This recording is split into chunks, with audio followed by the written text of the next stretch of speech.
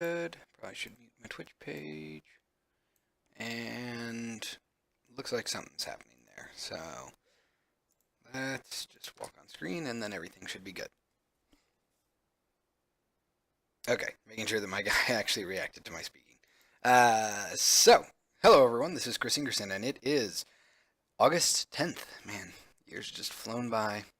And this is the August 10th TextQuest Devstream. So today, I'm going to be going over feedback that I got from Pixel Pop this past weekend in St. Louis, and I'm also going to talk about some of the things that I would like to do for the next convention that I'm going to, which is going to be GDEX over in Columbus, Ohio. I believe it's Columbus.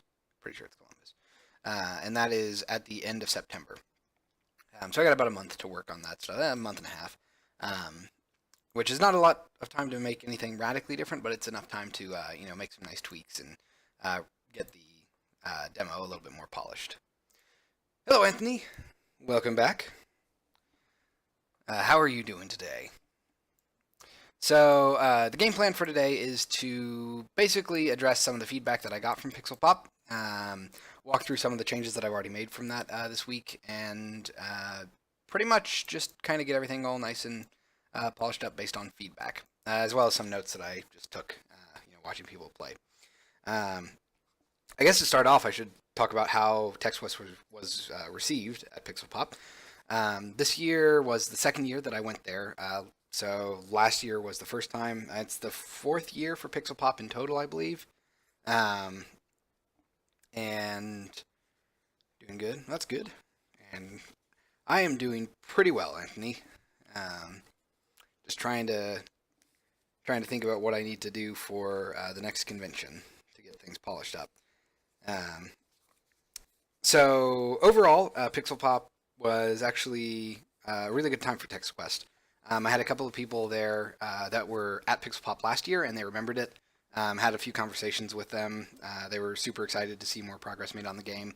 I actually had a couple of people say that it was their favorite game at Pixel Pop, which was a nice little ego boost. I'm not going to lie about that. But overall, the actual reception to it was really positive. I don't think I had anyone with a negative play experience. I did have, well, let me see. I did have one person run into a very weird bug that I haven't been able to replicate, and that had to do with level loading, and I don't really know what happened. It was a quick fix. All I needed to do was restart the app, but that's something I'm going to have to keep my eye on. In any case, let's just go ahead and jump into some of the quick changes that I made. So the major change that I think I've made, or I guess the major change that I would consider a major change that I've made, is actually not that much of a change. It's, let me maximize this on play. There we go. It's actually something very simple, and I don't know why I never thought of it. But so there are two different, well, technically there are three different ways for you to interact with an object. You can hit E when you're next to them, you can hit Enter when you're next to them, or you can click. Now, E and Enter were there from pretty much the beginning, but click was actually added quite a while later, and that was because a lot of people were saying that it would be nice to be able to click on things, that way you don't have to use E, which would take away a finger from your movement controls. And at Pixel Pop this year, I got one of those ideas that should have been so obvious that I should have thought of it. And I'm very sad that I didn't, because it's such a simple idea and it makes so much sense. And that's that right click should close the input menu. So now you no longer... well, actually, this gets into an interesting topic. But basically, long story short real quick, is you can now right click to get out of the input menu, even when you don't have anything, or even when you do have text down here in the input field. Normally, so there are now three ways to close the menu. One is hitting escape, one is hitting enter when there is nothing that you have input, otherwise it'll obviously submit that text, and then now we have the right click. And this gets into the problem that it's a design issue that I've been trying to get around for a long time, which is probably the least satisfying or most cumbersome, how do I say this? Most cumbersome thing that you have to overcome as a player is the movement of your hands when you're playing the game. So normally, if you think about a traditional first-person game, like a first-person shooter, think like Doom or Call of Duty, your right hand is pretty much glued to the key or to the mouse, or left hand if you're left-handed, and your left hand is glued to the keyboard, specifically around WASD to move around, shift to sprint, space to jump. But Text Quest doesn't have that. Text Quest, when you interact with something, you have to pick your hand off of the mouse, move it over to the keyboard, then type stuff. Then when you're done, move it back.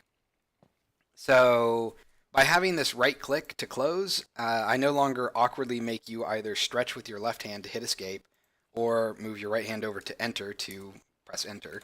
Uh, oh, I don't have that working. That's funny. Oh yeah, that's right. Numpad enter is kind of weird. So regular enter will work, but numpad enter doesn't seem to work for opening the menu. But it does seem to work for closing it, which is funny. So now by having right click be a method to close this menu, you don't have that reach back and forth constantly across the keyboard and the mouse. And that's something that I know it seems like an incredibly mundane and small issue, but it is something that over time, because I imagine that I am planning on Text Quest being a 3-ish hour game, and that means that over the course of 3 hours you'd be moving back and forth a lot with your hand, and that could potentially wear on you and make it sort of fatiguing. I don't know if you've ever played, or if any of you have ever played Kid Icarus Uprising on the 3DS. It had a similar problem, but in a much smaller space. In that game, you had, what was it?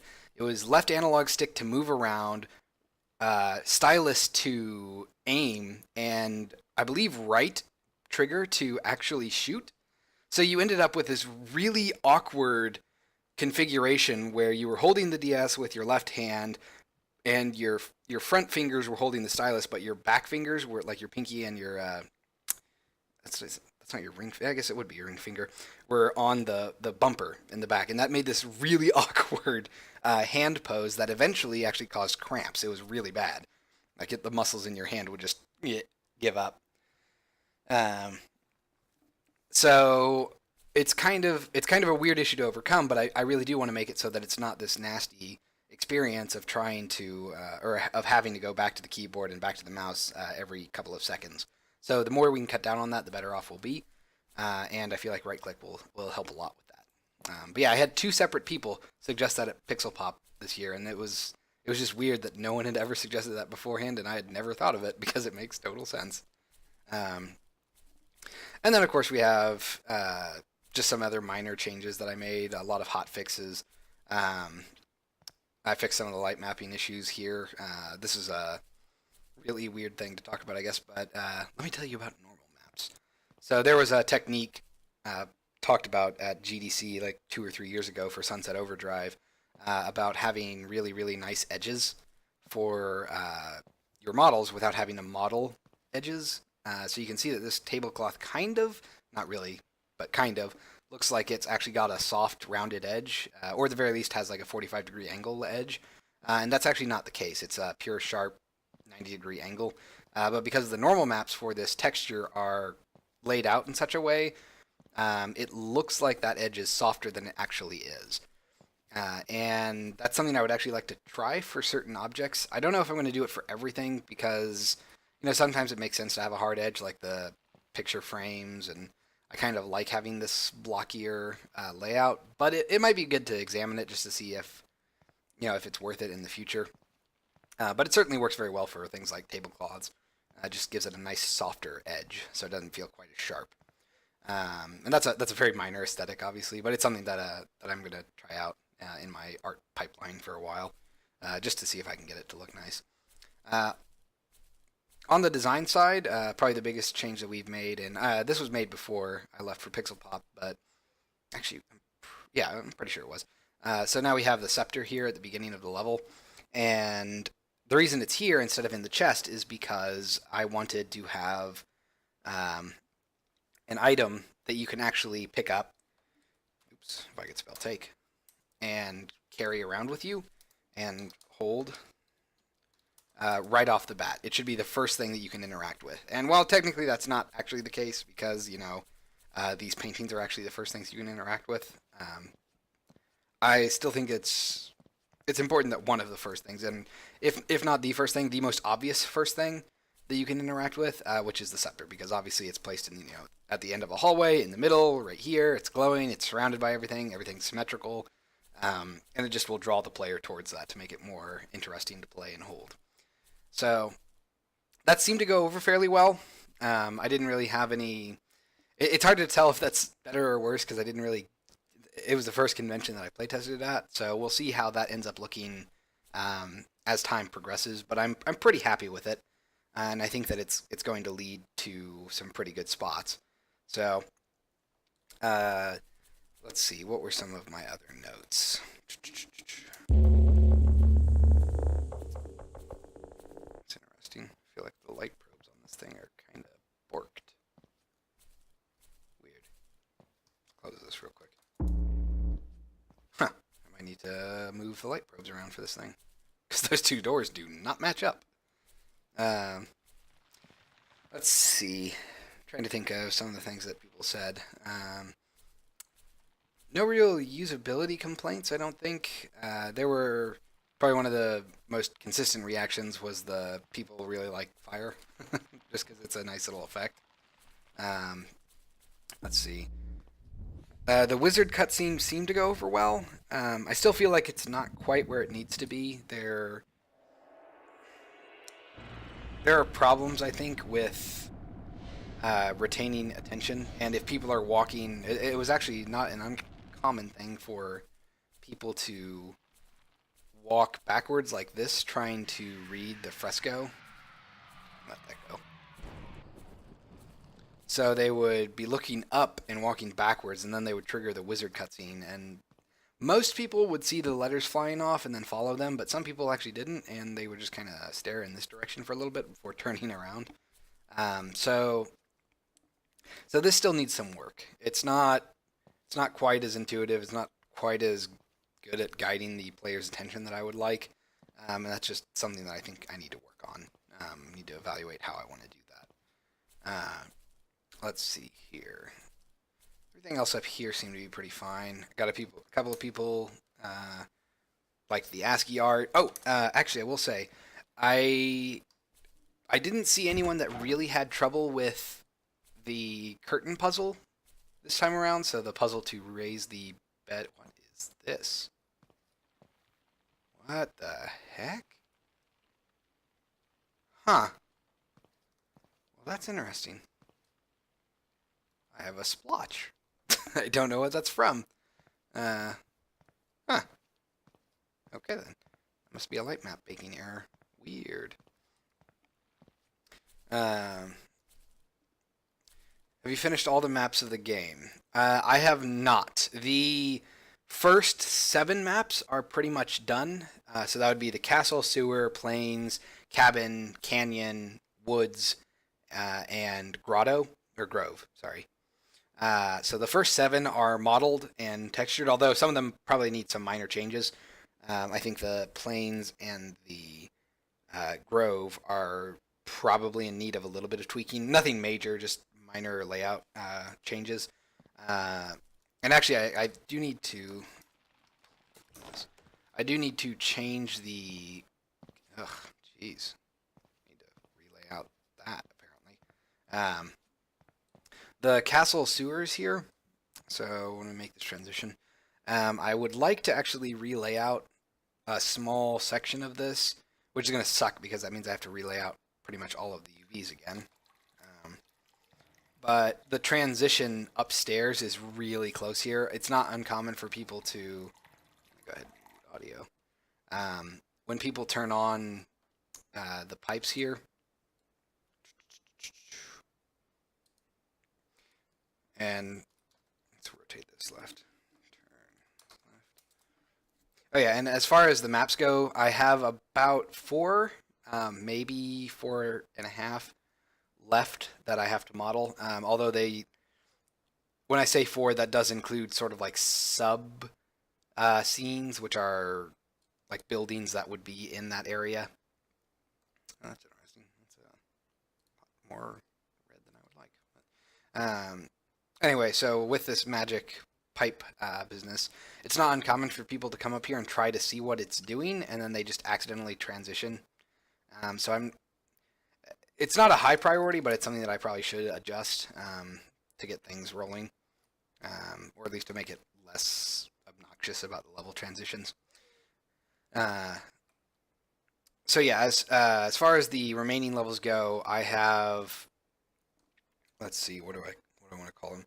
I have the magma river level, the underground lake, and the labyrinth levels.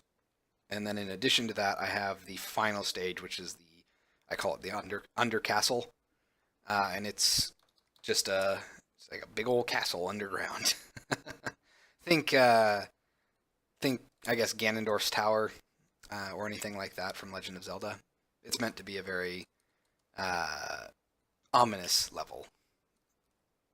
But the underground, or I'm sorry, the labyrinth level has technically been modeled, but I'm probably going to remodel it, just because there's a lot of changes that I need to make for that.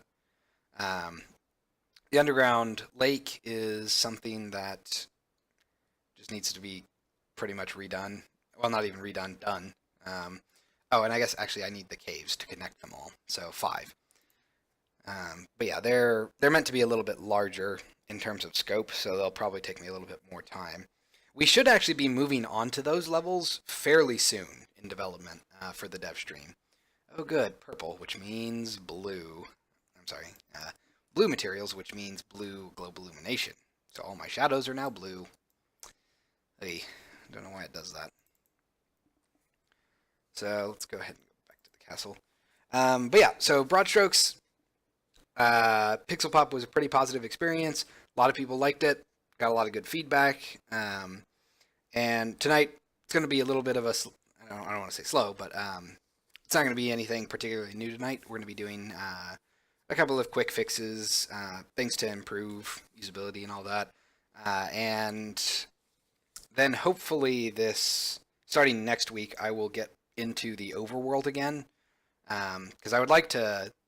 I'm pretty sure that these first 2 levels are about as polished as they're going to get. There are of course minor changes. Like I said, the wizard cutscene needs to be adjusted probably. But aside from that, I'm pretty much satisfied with the first 2 levels. I don't really know what else I could do to them to polish them up. There's probably some optimization passes that I could make on them, things with light maps and such.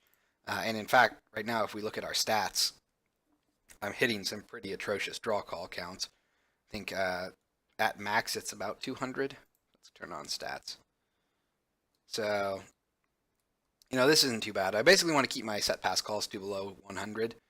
And I'm not entirely sure why it doesn't, but I think at its worst, it's really... There it is. Oh. 250 almost at its worst. Actually, you know what? We're going to do something fun. We're going to turn on the frame debugger. Let's see if I can remember how to do this. I haven't done this in a while. Where are you? Frame debugger. Here we are. All right. So let's go ahead and where do I want to put this? We'll put this up here. So, wow. Wait, is that saying that I have 300 draw calls? Wow, it does. It says I have 300 draw calls. That jumped up. Okay, we're going to have some fun here. And I believe we can turn on preview. And we can sort of step through this one at a time to see what's going on. Wow, it is the lighting. It is the lighting that is doing all of that. Oh my goodness.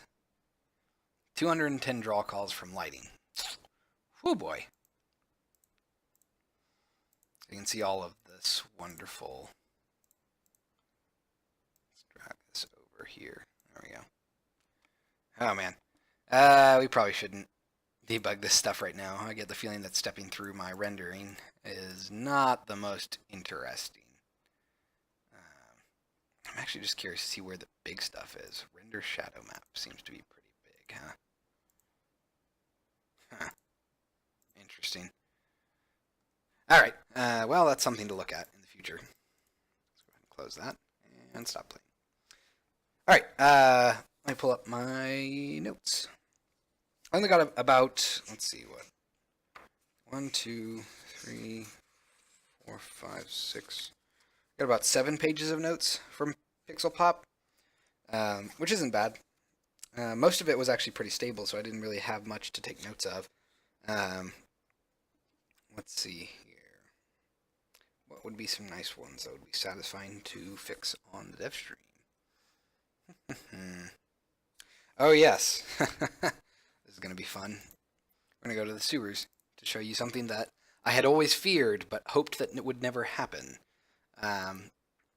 So one of the big concerns that I have with doors in this game are doors that open into walls. And by what I mean by that are doors that open, and then when they are open, they are flush against a wall. Because it's possible for the player to basically get wedged. So let's go ahead and say, please move. Go up here.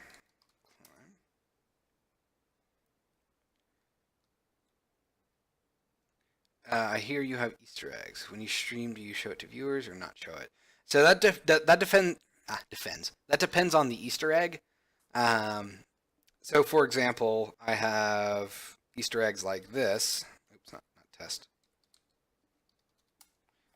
Where if you type specific phrases in, it will give you outputs. Let's see, what else could I do? I think this is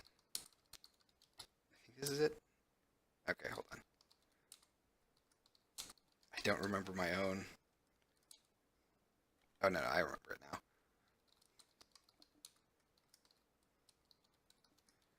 Phew, that is such a specific one.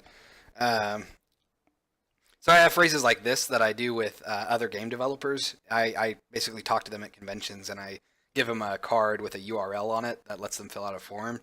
And then I can put in very specific strings that you can type in as a player, and then you'll get a very specific output. And it's just a fun way to, have other people's games referenced in my game with very minimal effort on my part, and it's just something fun for players to try to type in. So that's an Easter egg that I'm happy to show on the Devstream. There are other hidden ones that are kind of like secrets in the game, and those I probably will not show on the Devstream, just because I do want to make the game somewhat fun for you to figure out as a player. Did I grab the iron key? Good, I did. Okay. Oh yeah, one minor issue that I did fix is I have a space now whenever you interact with a door and use your inventory. It gives you the inventory, and then it tells you the description for an object. And now we have a space between that, so it's a minor change. That was something I really should have done from the beginning. So we're going to go ahead and say open with key. Open. Oh, I already did that right. So this is something that can happen. Close. So I had someone stand in the corner and then open. And now I have been shoved out of the door. So it is possible to shove yourself out of bounds by using doors. And right now, I think that the door in the sewer is the only door in the game that can do that. Because every other door I have deliberately designed so that it opens into nothing, but I wasn't able to do that with the sewer door. So I don't know a good way around that. The only way I can think to do that is to either move the door backwards so that it is on the other side of the... Oh, hold on. Where are we? There we are. So I can move it backwards so that it's not up here at the front and instead is actually in the rear. And I might do that. That's not a terrible idea. Actually, that might solve some design problems that I was having with this. So I might try that.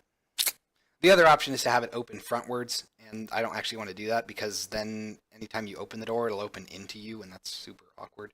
So, all right, I'm going to let that stop playing. And let's see here.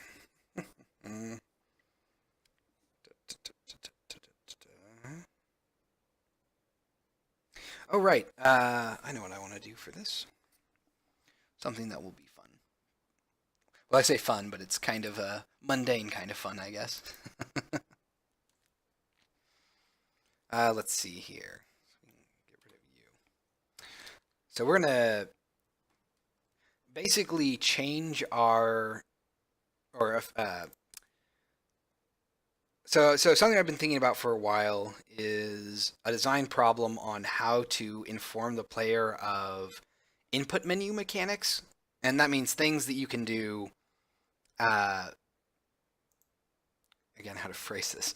Things that you can do in the input menu that I don't really know how to teach you outside of the input menu. For example, let's say examine. That'll examine the surrounding room. Let's say self. Okay, and now if I type the up arrow key, it'll actually showcase your previous uh, inputs. So I can press up to go up, and once I reach the end of that, I can't go any further up. If I press down, I'll cycle down through things. But what needs to happen is, one, you'll notice that my caret is jumping around, so I'm not actually at the end of each input, and I really should be. But two, I never teach you how to do that. I don't have a painting that says do this, type up to cycle through inputs, and that's super awkward. So I wasn't sure how to inform the player of that. And something that I thought of this past weekend that I would like to try is, so currently I have this press escape to close, and I'm still going to retain that. That is going to always, well, not always, that is going to be there for basically the first two levels. And then after that, I'm going to flip a switch in my session that will say, okay, start showing other messages here in the input field. So it'll start doing things like, instead of press escape to close, it'll say right click to close, or press return to close, or press up to cycle inputs, or press up and down arrow to cycle inputs, things like that. So the reason I'm going to wait to the first two or through the first two levels, or at the very least through the first level, is because I don't want people to forget that you can press escape. And now, of course, I do have things like, right clicking to close and all that. So I would like to be able to tell the player that there's more than one way to close the menu, and more than one way to open it, and all that such thing. So that would be a nice little thing to do real quick. Let's go ahead and open up input view. All right. So section prefabs. Let's go to public list. Nah, we can make it an array. String. Let's do placeholder text is equal to new string 0. All right, I'm going to go to text plus view real quick, and I believe this has a reference to, yep, placeholder label. That's good. So here we go. I probably should give it a data ID as well. So let's go ahead and say, let's move this up. Paste that there. Public. If I can spell public, but I apparently can't. Data ID. And we're just going to say placeholder cycle ID is equal to data ID dot none. All right. And let's go ahead and put some tooltips in here. Text to show in the, it's not preview, I forget what it's called. Placeholder. There we go. Text to show in the placeholder label after the cycle ID has been set to true, or tro, I guess. So let's let that compile real quick. I haven't really done anything, but it'll be nice to see it.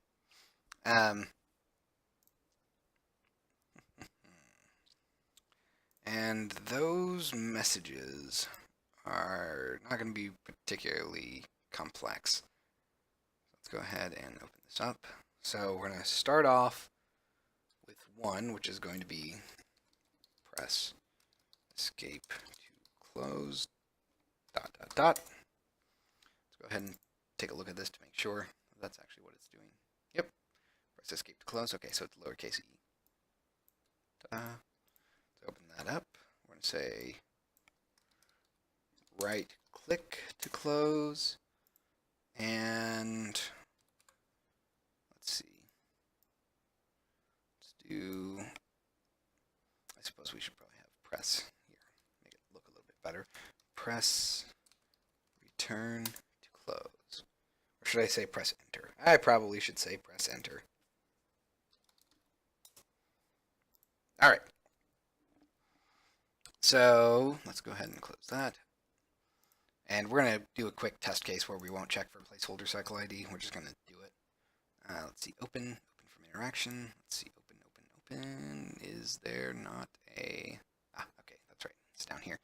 Let's see here. We're going to say clear text, which should just clear all of our stuff, I believe. Yep. And then we're going to say input, I'm sorry, not input, placeholder label dot text is equal to, let's see, placeholder text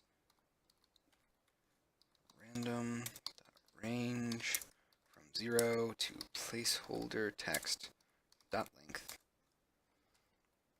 and Shazam. All right, so now when we open up our input view, we should see a random message from those 3. And then we'll move on to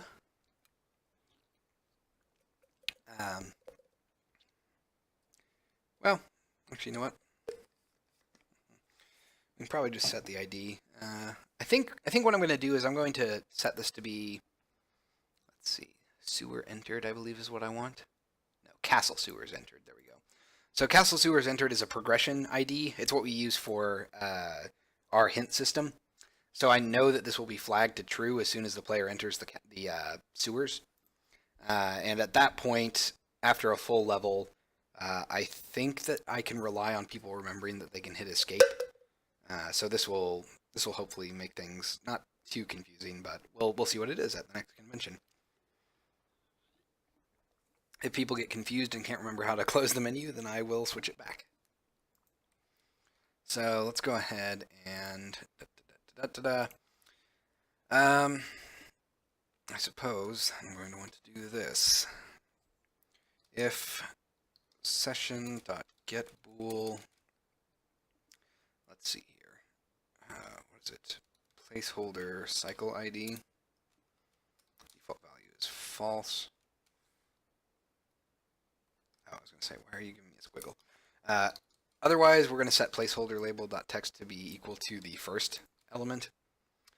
So let's just go ahead and set that to be 0.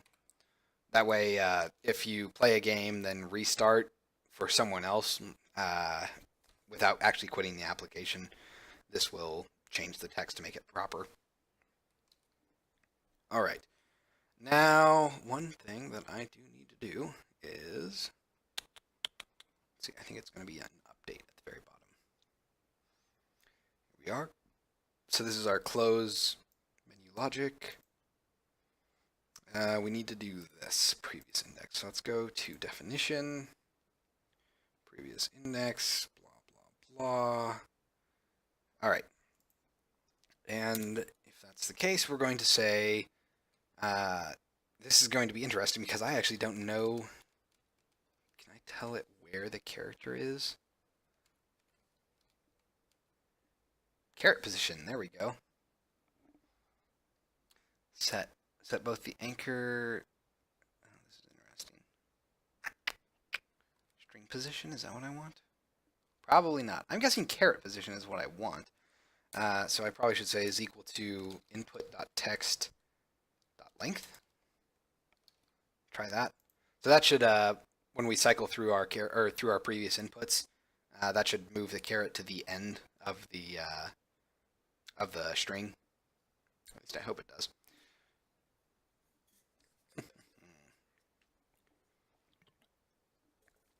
Ah, dang it. You know what I forgot to do? Because I keep forgetting to do this. Got to turn on my Streamlabs and my Nightbot stuff. Curses. Alright, so that's done compiling. We can start playing.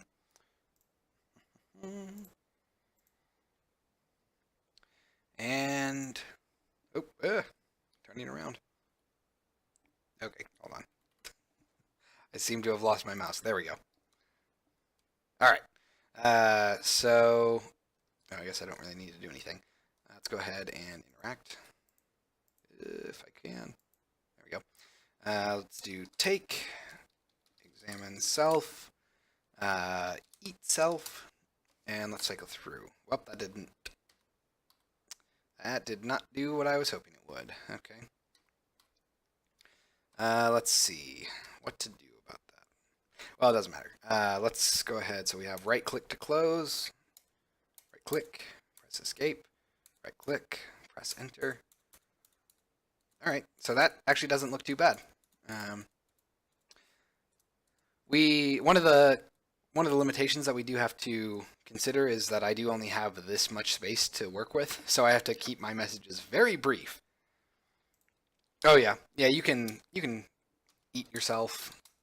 I think you can insult self, and yeah, pretty much anytime you do try to do something negative to yourself, it tells you X isn't the answer. I forget what else. I guess hit self is just stop hitting yourself. Okay, so that didn't work, and I'm actually willing to bet I know why. Ugh. So,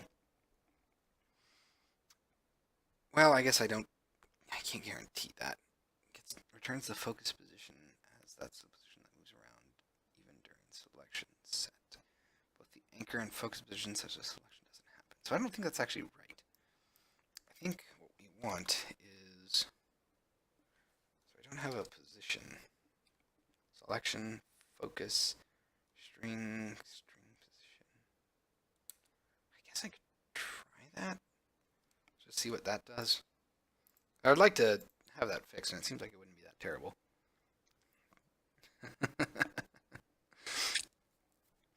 Yeah, there's a lot of cheesy stuff in there for things like weird interactions with yourself. I actually need to do more things.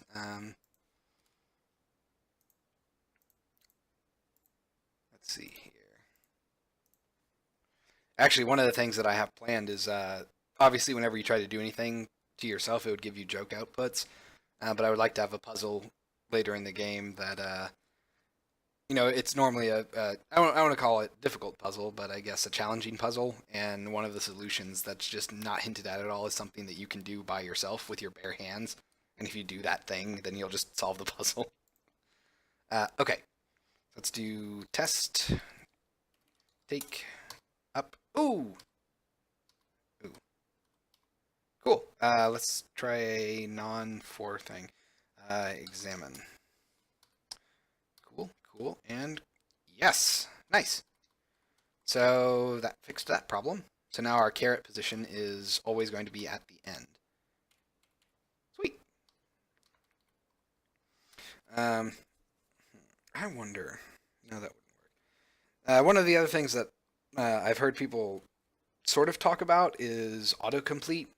So you can see here that I have examine. It's a little hard to see actually. Let's go ahead and clear. So I have examine, exit, and extinguish. And something that people have tried to do, and by people in this case I mean younger kids, is they try to click on these things to sort of select their input. That's not super ideal. And I'm honestly not sure if I can actually have some form of autocomplete. I think the word suggestion is good enough. And I feel like until I can come up with a nice way to think of how to do autocomplete, I don't really want to do it. Normally what you would do is you would use the arrow keys to cycle through it. But, oh, that's interesting. Oh, that's right. Clearing clears out your, right. So normally you would use the arrow keys to cycle through this, so it like highlights the top, bottom, middle, etc. But I can't really do that because those are being used for previous input cycling. And I don't really want to use arrow keys because those are used for navigating very specific keystrokes. So if I type examine with R, that's a bad one. How about exam mim like that? Then I use the I use the arrow keys to navigate left and right to delete the M and then hit N. So pretty much the arrow keys are all locked down now. And yeah, I'm not sure if we can really do an autocomplete thing. So in any case, let's go ahead and stop playing. And we're going to try to add a couple of more placeholder text. So we're going to go 4. And let's see here. This one is going to be press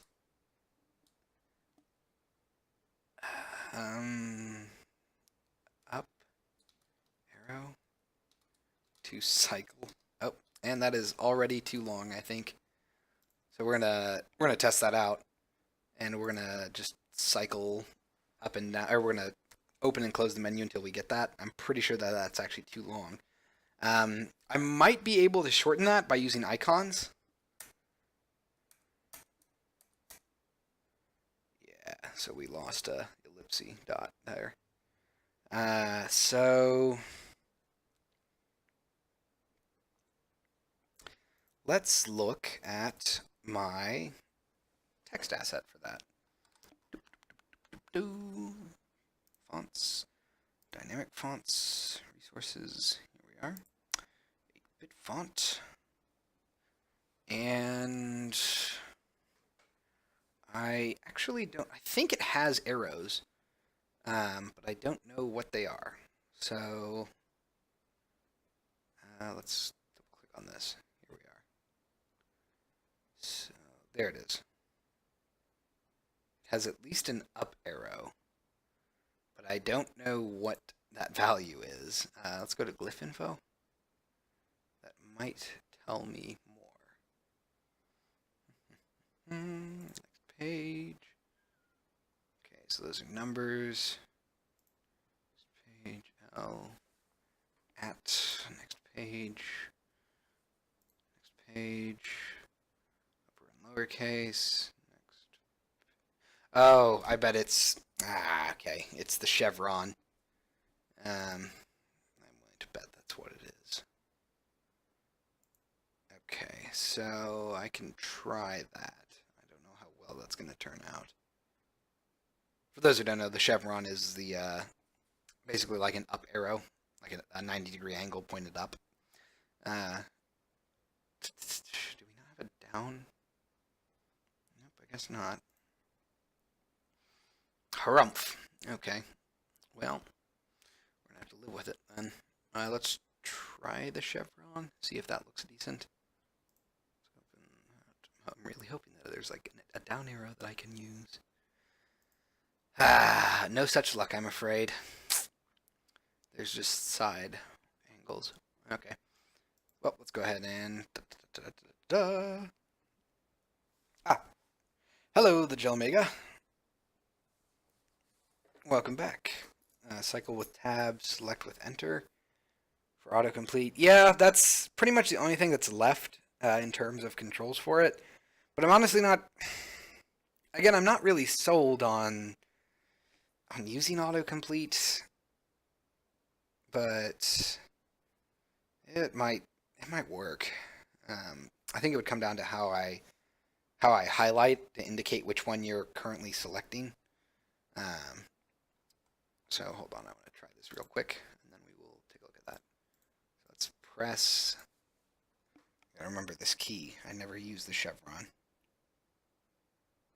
There it is. Press that. Okay, that looks like it's going to be pushing the limits, but we'll see. So let's take a look at this. By the way, Gelmega, how are you doing? We're just going to open and close a couple of times. Yep. So we get the arrow. Dang it! Still trimming that. It's too long.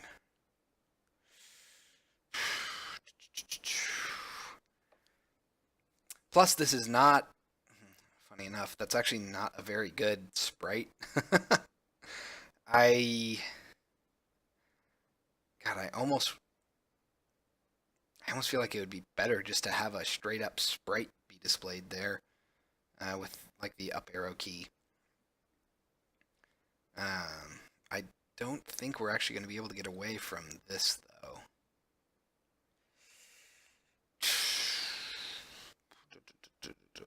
Not sure what to do about that. I could try shortening that. So let's go ahead. This is going to be super weird, but basically getting rid of the spaces around it just to see what that looks like. Okay. Currently doing something a bit more complicated than I thought. Memory allocators. I want them to be decent. Yeah, memory allocation is not super great. That's one of the fun things about C++. Ah, dang it. Yeah, that looks too awkward. Yeah, I think I need to try and just do a regular old sprite thing. Let's see here. So let's space you out. And I think, let me find my TextMesh Pro stuff. Let's see, scripts, scenes, TextMesh standard assets. Here we are. Asset store, TextMesh Pro. Is it resources or settings? Yeah, here we are. TMP settings. Default sprite asset. There we go. So these are all the sprites that we have by default. I can make my own sprites, although I probably won't do that on stream because it's been forever since I've made one of these things, and I know it's super awkward. It'd be nice if I just, yeah. Oh well. Yeah. So I just need to look at this up and remember how to do it. There's a way to actually inject sprites into TextMesh Pro, and I could use that for things like button presses or keystrokes that are supposed to be indicated.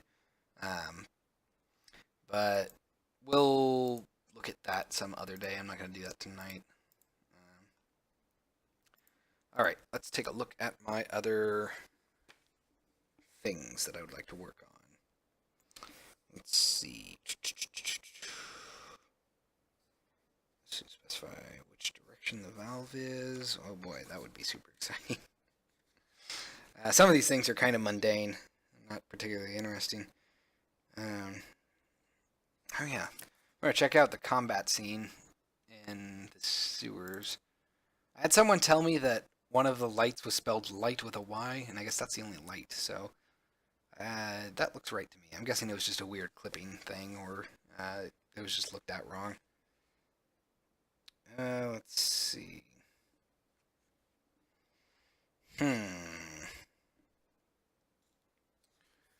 Nothing particularly interesting. I think just a lot of small things.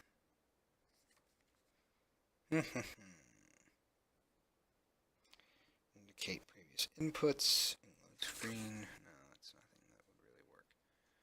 Experiment with non-mouse-based movement. Oh yeah, that's something that. Oh, so on the subject of the movement from mouse to keyboard, one thing that I've gotten a little bit of feedback on at a couple of conventions now, and I just haven't really done it, is possibly using a method of movement that's not mouse based. So instead of using the mouse to look around, you use the keyboard.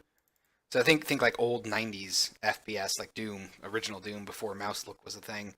So you could use, say, WASD for movement and then arrow keys for rotation, both up and down, left and right. And I'm not super crazy about that idea.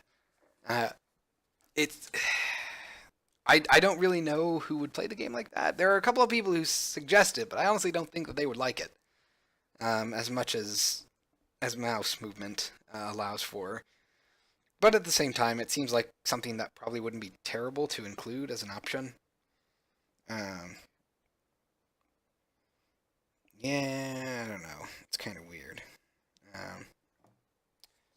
Let's see. Alternate the press just did. All right, so I think we're gonna deal with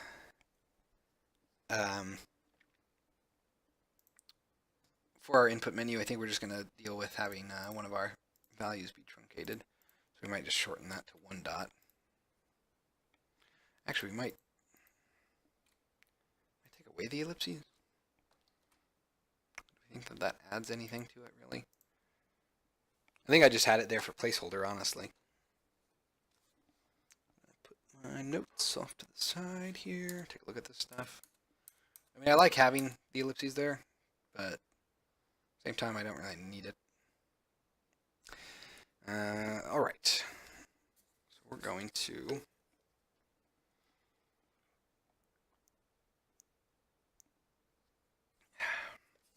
sorry, need a drink.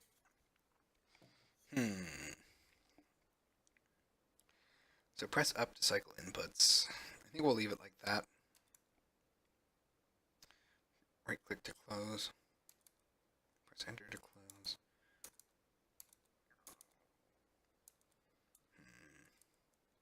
Ah, dang it. I wanted to look at the press escape and I did it too fast. There we go. Yeah, I don't think it needs ellipses, but I like them. So I think I'm going to leave them in for the ones that I can, and then I'll just have to deal with the fact that our inputs one doesn't have it.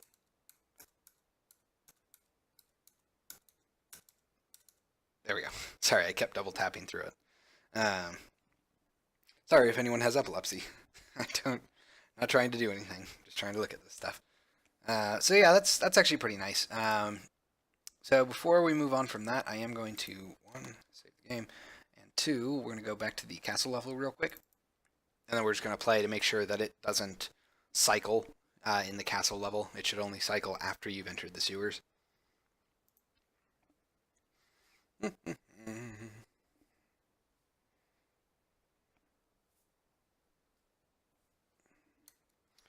escape. So it's just going to keep saying press escape. Hooray! It works. Cool. Either that or it was the most lucky string of random chance that will ever happen.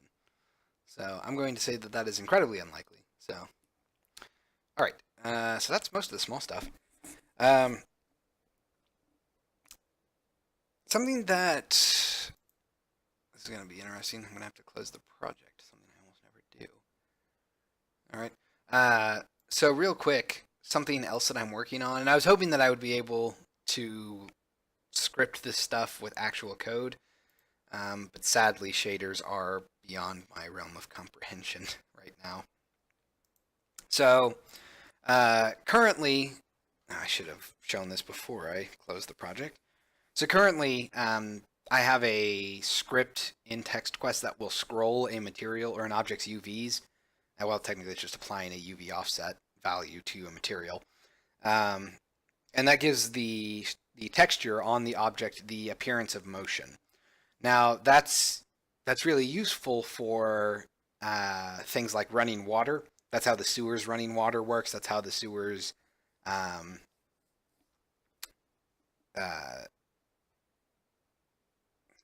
the heck?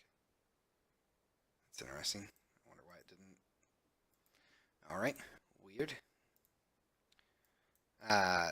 Anyway, so it's useful for things like water, in particular showing water in motion. And something that I would like to do is actually offset this. Let's go ahead and turn on animated materials. So I would like to change the that system from a C# script-based system to a shader-based solution that just scrolls textures automatically. And the main reason I want to do that is because I feel like it would be more performant, and I haven't actually sat down to profile this to actually test it, to be sure. But I do think that it would be a nice thing to learn how to do. And the main reason I wanted to do that was to learn how to program shaders. Unfortunately, because my game is using the standard shader, that means that, good God, the shader code that I have to dig into is stupid. And, well, by stupid, I mean it's way above a simple task. So currently, let's see, open in Shader Forge, I believe is what I want. So currently this is my shader that I have running for this, basically this movement of water. Uh, and this is being done in Shader Forge, which for uh, people who have never used it, it's an asset that's been around in Unity for a while, and it's basically analogous to Unreal's material system that you can use nodes to craft your own shaders. Uh, no, not CG. Why? Uh, you mean why am I doing it with Shader Forge and not with actual code? I am very inexperienced with shader code, so I'm actually not really that comfortable. Oh, that's nice. I didn't notice this over here yesterday. I guess it was 2 days ago. Uh, so yeah, I'm not really comfortable with shaders yet. It's something that I want to learn how to do, but it is not something that I know how to do yet. And with node-based shader editing, it's something more analogous to say, actually move this to like 1 by default. File shader makes things a little bit easier. Yeah, and the thing I really don't like about Unity shader programming is one, it's not documented really particularly well. Two, there is no hinting or autocomplete in the shader editor. So when you're actually coding this stuff, you're basically coding blind. So you have to know exactly what you are supposed to code. There's no autocomplete or anything like that to indicate that you're wrong. And then shaders have 3 states: um, broken, which means they're pink; functioning, which means they're doing what you want; and the worst state, not broken but not functioning. Because then you have no idea why it's not working, and it becomes this massive nightmare to try and figure out what exactly is going wrong. So using Shader Forge will allow me to do a lot of this stuff. Uh, you can see that the cube here is using physically based lighting. It's using normal, metallic, roughness, and albedo maps. So it's doing all of the standard shader stuff. And if we actually select the cube, we can toggle that stuff open. And it's not using a particularly nice GUI like the standard shader does, but that's not really terrible for now. Oh, that's interesting. Mission GI. It's something that can be. I'm not really that concerned that my shader GUI isn't very nice. If I was coding my own shader, I would be very obsessive about that, but I'm not really that worried about it for now. Plus, I would like to know how to work Shader Forge anyway. And it does seem like Shader Forge is actually kind of the starting point tool for a lot of Unity developers to get into shader programming. So they probably just use CG because it can cross-compile the GLSL and HLSL. Yeah, it's really not great. I really do wish that they had a more straightforward, more modern shader programming interface, but you got to work with what your engine limits are. So anyone doing shaders in Unity is going to learn GL code, unless you just want to make stuff for Windows machines. Then you can use HSL or HLSL if you want. But yeah, so I'm experimenting right now with Shader Forge, trying to get some nice custom shader effects going there. But that is something that I'm fairly new at. So we might delve into this a little bit more starting next week, just because it's something that, again, I would like to learn how to do. And this is actually a really, really cool tool. I'm actually really impressed with given both how old this is. The Shader Forge stuff has been around for years, and it's still very robust. And I think it's really the only shader node-based solution that I know of on the store. If NVIDIA gave up on CG, Unity really should give it up. Yeah.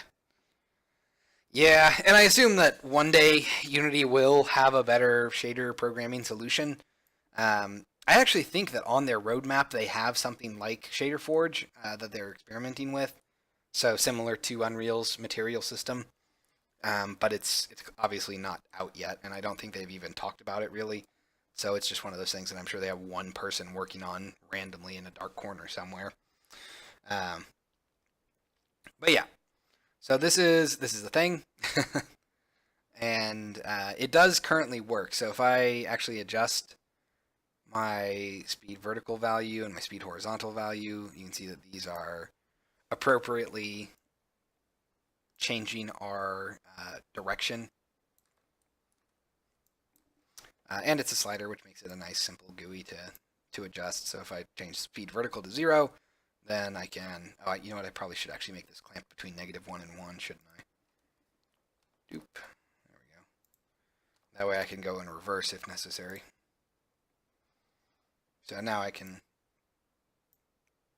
Oh, that's interesting. Ah, I know what it is. Okay, so that's going to require somewhat more scripting. Okay, well, we might just do this for the rest of the night, actually. If you guys are all right looking at some Shader Forge stuff and hearing me go, huh.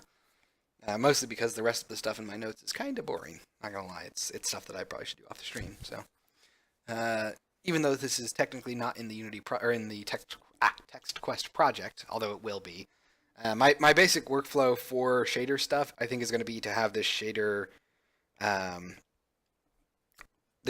project that I can experiment with, and then when I'm happy with my shader, I will export that shader as an actual file, then bring that into TextQuest. That way I just don't have a bunch of test shaders floating around randomly in TextQuest.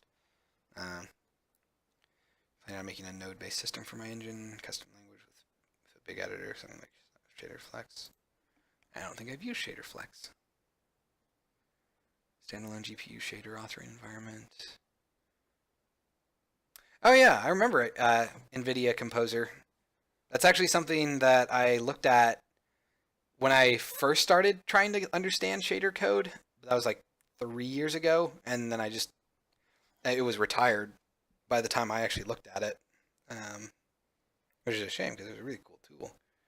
Let's see. Huh. That is pretty cool. Huh. I'll have to look into that. That's actually a really cool program.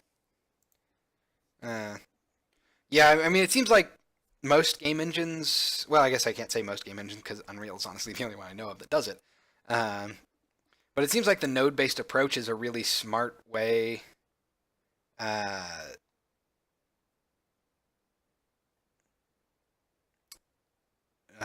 no, not shader effects. ShaderFlex is developed by someone else. Oh yeah. Huh. Yeah, it seems like node-based approaches are a very smart way to do things, just because it lets people who are not shader coders, actually shader artists, I guess, technical artists. I don't know what the term for someone who does shader programming is. But it lets people who don't have that skill set actually get some nice effects out of their shaders. Now, of course, if you actually, let me go ahead and open up this shader texture, or the shader file. If you actually look at it, it is kind of nasty. I'm not going to lie. So this is the current scroll. Oh dear. What is happening here? There we go.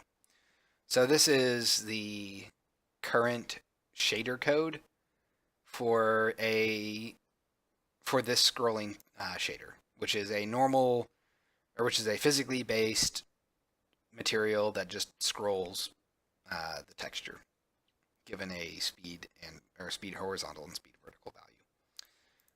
So it's really, really long, and it actually feels a lot longer than I think it should be.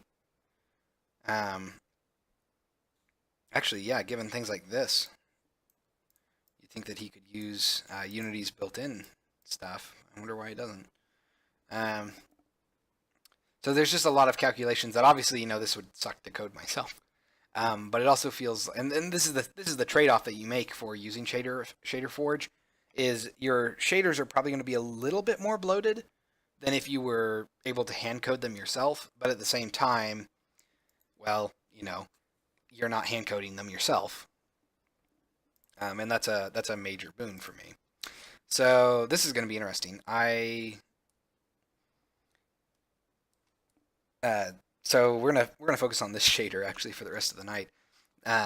But something I would like to be able to do that it currently does not support is I would like to have speed be possible to be negative.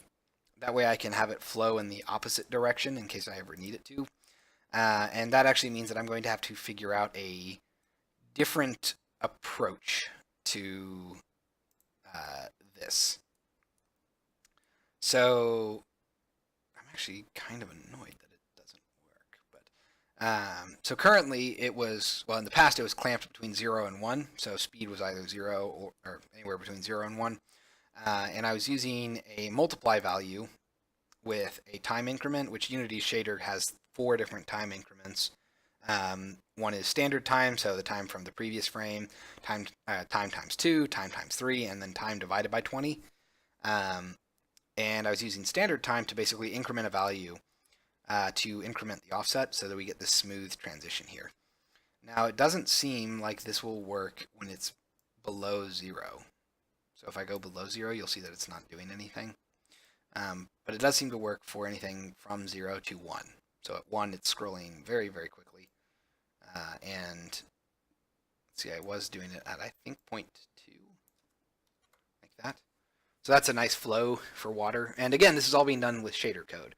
So I'm not scrolling this texture by manually adjusting its material UV settings or anything like that.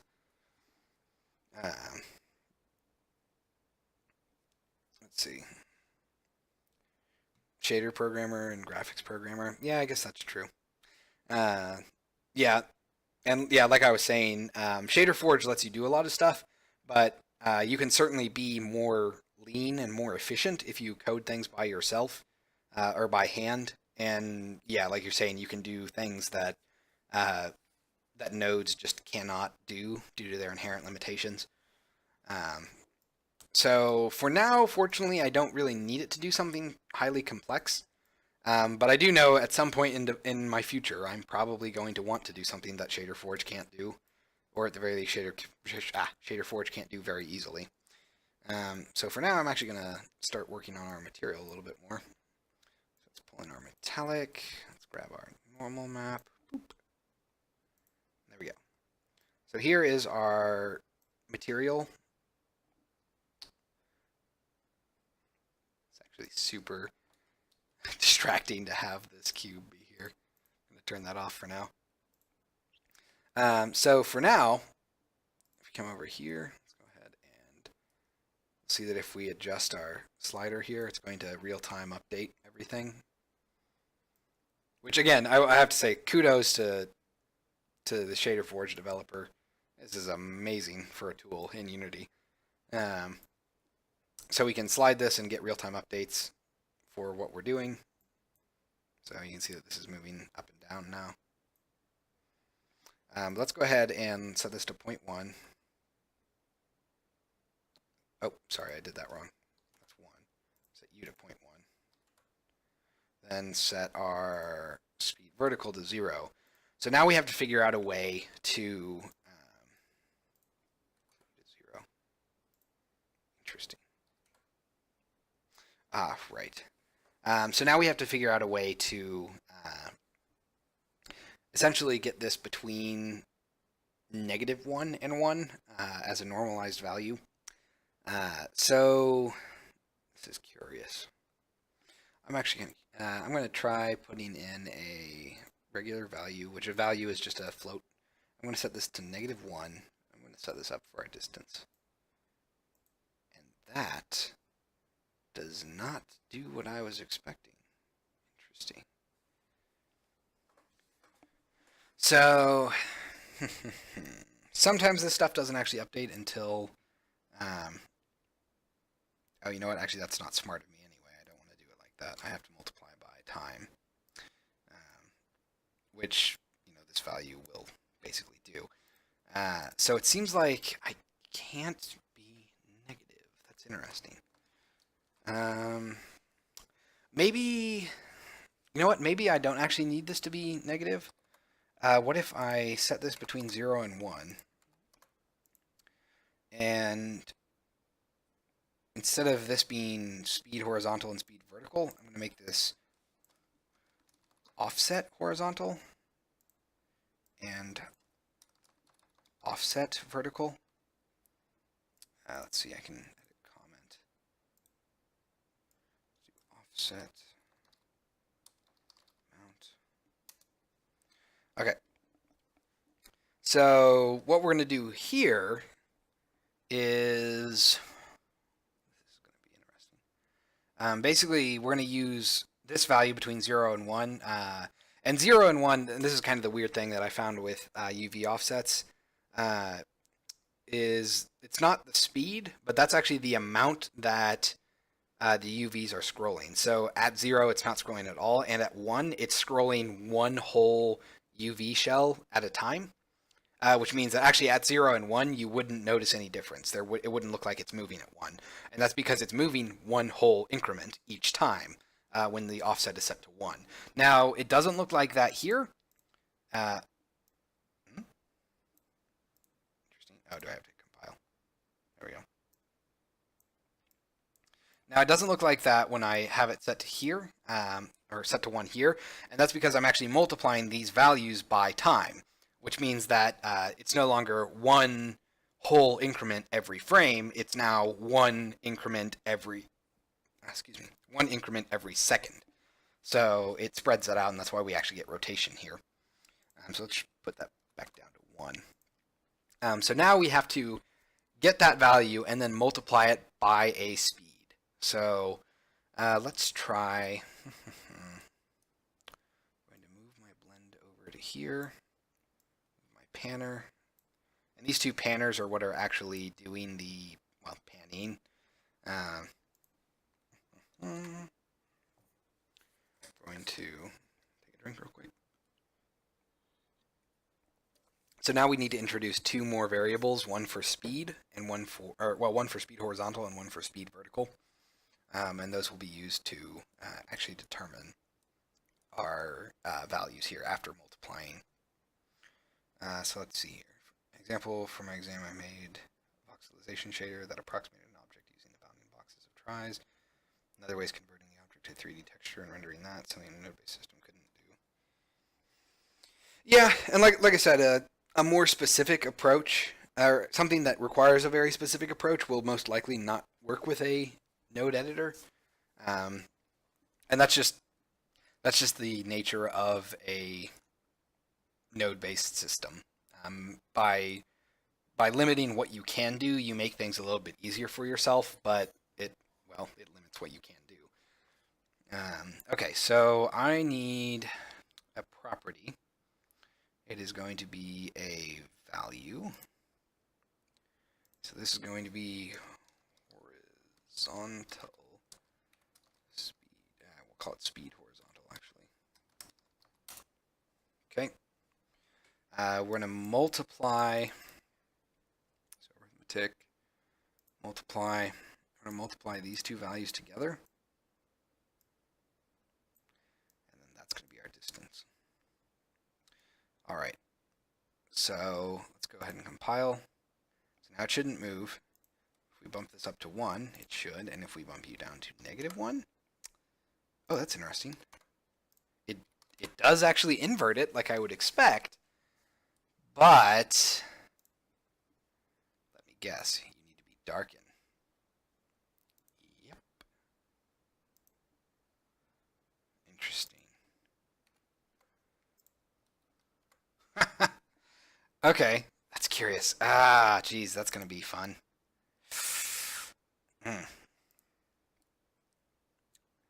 Well. And here we might have instantly run into a limitation of our node-based system. I'm going to have to swap several parameters based on if my speed is set to be negative value.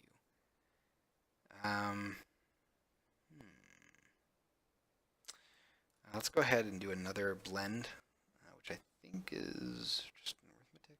Yeah, okay. We're not going to clamp it. We are going to go ahead and bring these guys in. Oh, actually, you know what? I'm not going to do that. It's not quite what I want, and I'm going to change this to darken. All right, let's see here. So we are going to say,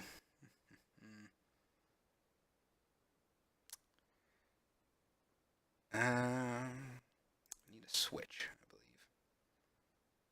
Let's see here, switch, which I think is going to be, I know there's an option for this. External data, math constant, trigonometry, code, utility. Okay, one of these is a switch, but I don't remember where it is. Might not matter. Oh, interesting. I have an if. If nodes, huh? That's kind of cool. Huh. Let's see. There should be switches somewhere around here, but they might have replaced the switch statement with an if statement. Let's see here. Yep, I don't see it. I don't know why, but I want to work on my engine. I haven't really for a couple of days because I'm giving it a bit too much. Well, I mean, usually once you've been away from a project long enough, you no longer have that like fatigue for that project, and then you kind of get excited to work on it. So, nothing wrong with working on your game engine. Okay, so I guess I'm just gonna do an if. Interesting.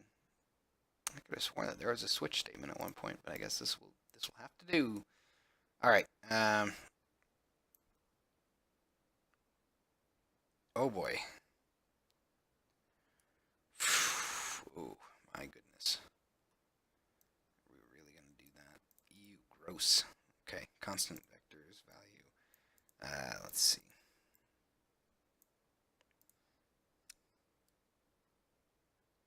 This is interesting. So if is equal, oh, I'm sorry, I did that incorrectly. This actually needs to come down here. There we go. If it's greater than or equal to 0, we're going to do that. And otherwise, we're going to do this.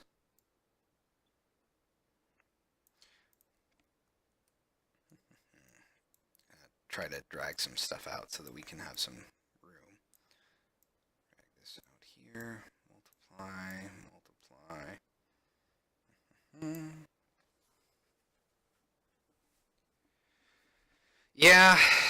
Yeah, I know that traditional logic is kind of not GPU strong points.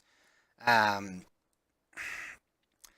guess I can try and do it this way. Let's delete this.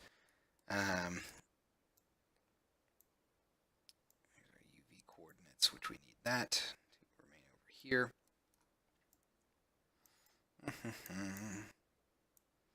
So I'm going to try kind of a weird thing.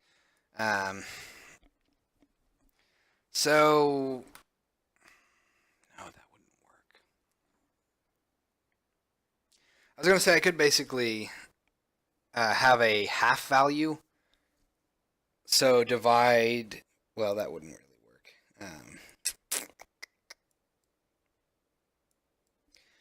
I mean, the problem is that I need to change my my blend mode whenever I have a negative value. Because if I use lighten, it's not going to be correct. So I don't know if I can really do that without an if statement. Certainly I can try, but I don't really know how successful I would be with that. So let's go ahead and go down here. Try dragging this out.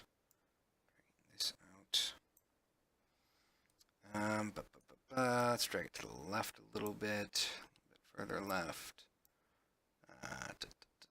Dragging this a little bit further left.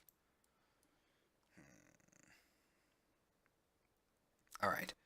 So we're going to have an if statement. And I think what we'll do for now is we'll just have a test if statement to see if we can even get this to look right. So let's go ahead and we're going to say if this is greater than 0, or greater than or equal to 0, we're going to do that. Do I not have an... Oh, well, that might be enough. So let's go ahead and compile shader. And now let's try changing our speed value. So we change it to 0, doesn't move, that's fine. If we change it to -1, good, it flows in the opposite direction. But now comes the tricky part. I'm going to offset vertical.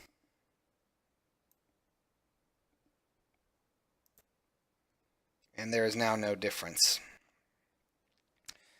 That is not ideal.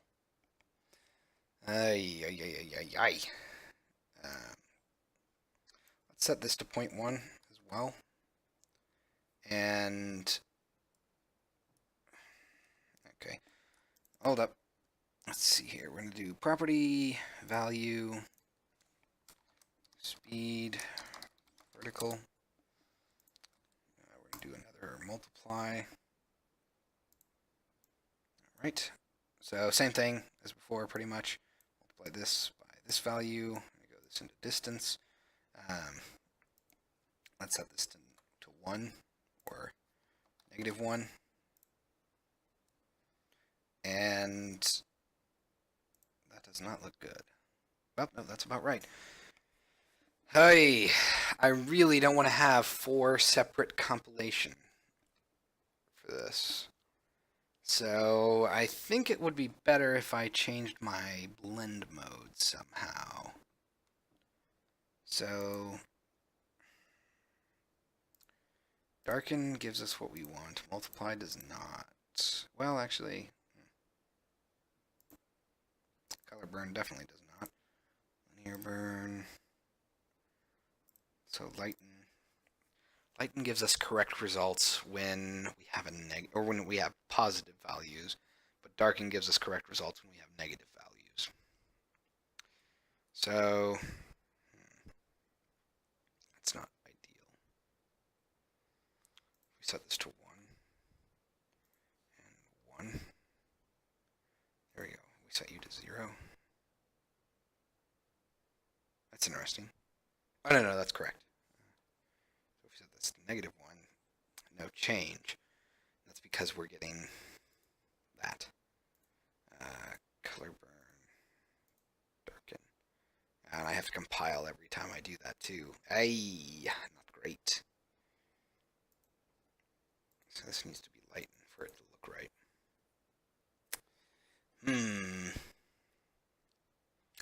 This is largely a problem just because I mean, it can be overcome by careful modeling, or by just rotating my UVs 180 degrees.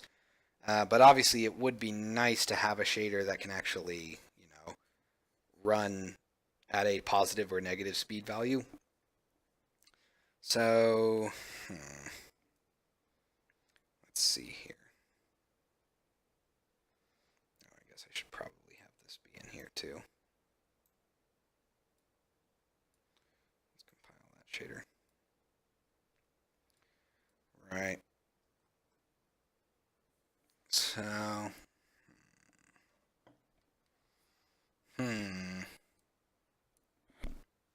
what to do about this?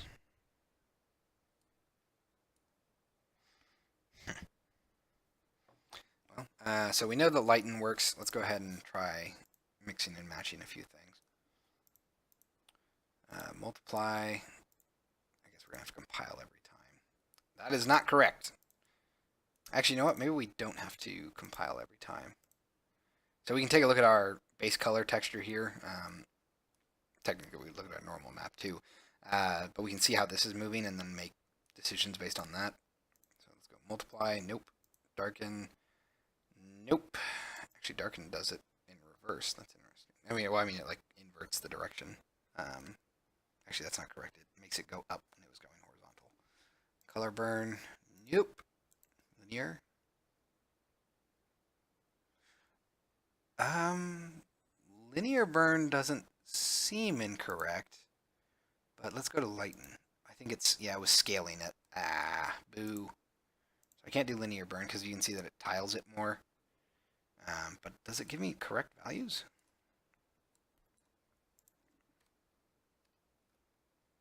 It does.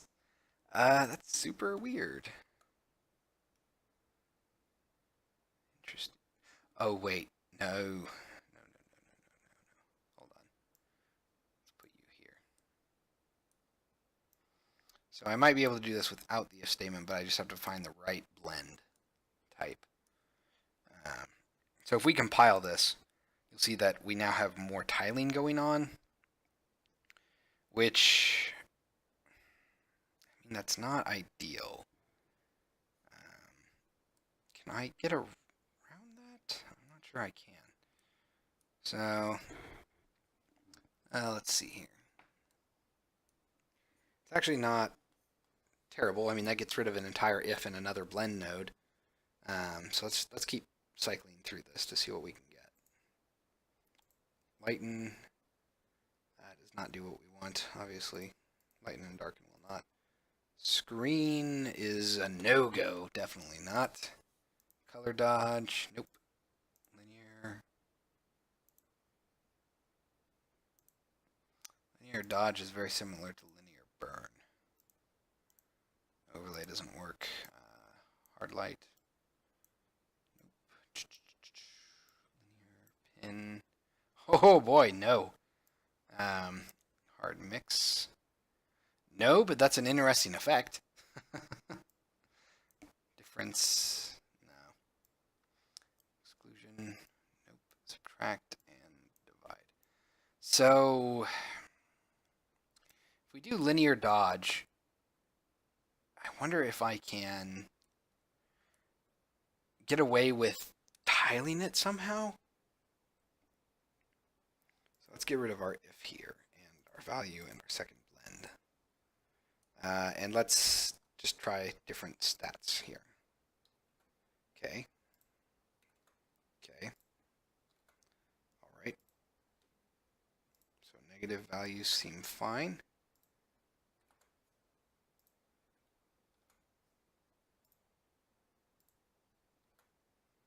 Not bad.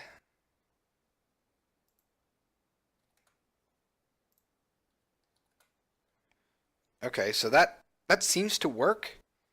And let's actually just set these to be 0 and 0. So no movement whatsoever, which is what we expect with a speed of 0. I think it's tiled twice. So we basically need to we need to somehow multiply that value. I wonder if I can divide it. So let's go ahead and say, well, multiply, let's give it a constant value, constant vectors value. Let's drag this in here.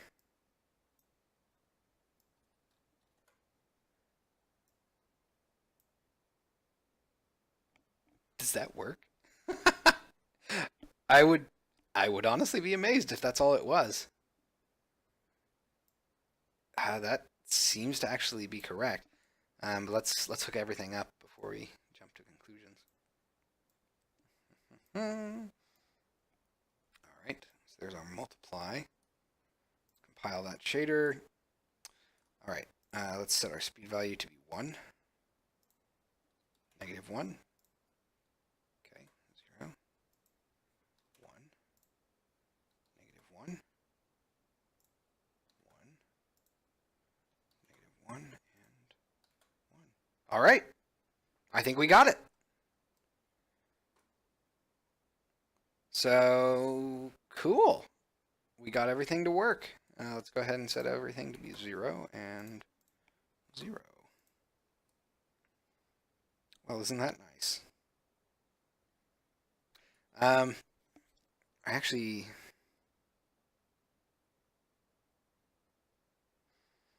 yeah, it's fine. All right. I wonder if I can get rid of this. I don't really feel like I need this secondary speed value now. I'm going to try plugging directly in and seeing what that gets me.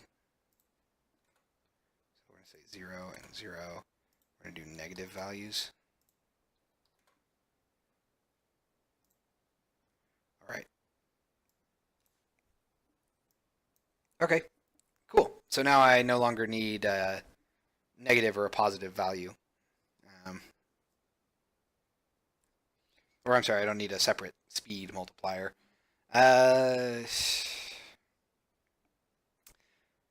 However, if I do it that way, then I probably shouldn't have my offset horizontal and offset vertical be clamped. They probably should be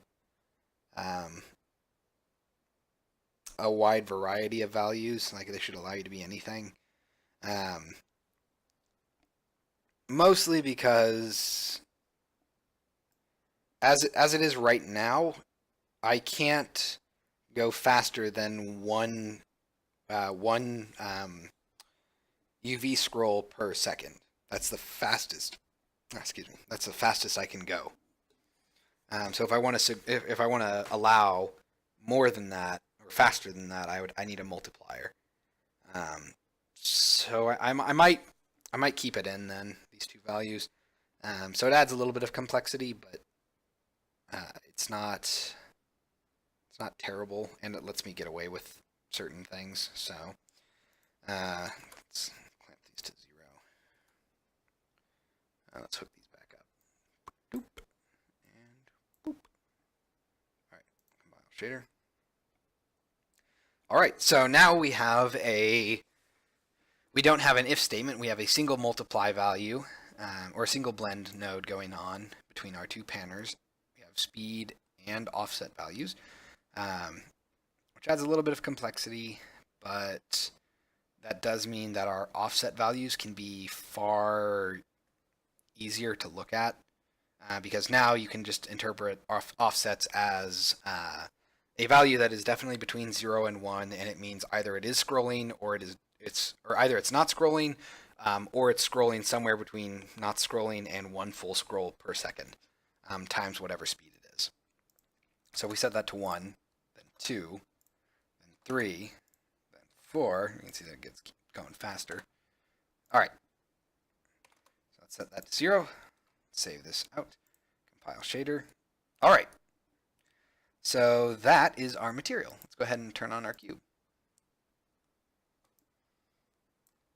Uh-oh. Interesting. Oh, you know what I bet it is? But it's you. Yeah. That is a super weird thing. I don't know why it won't let me use the normal texture here when I'm looking at it, but all right. So now I have to compile that shader again. Cool. So this is what it looks like. Let's go ahead and test out some of our stuff. So we're going to say, what do I want to say? Offset horizontal of 0.1. That's pretty good. Let's do 0.2. Speed horizontal of 1. Oh, yeah, you know what? These probably should be 1 values by default. And let's see, offset vertical. Let's do 0.2. Compile. Oh, dang it. I hate it when I do that.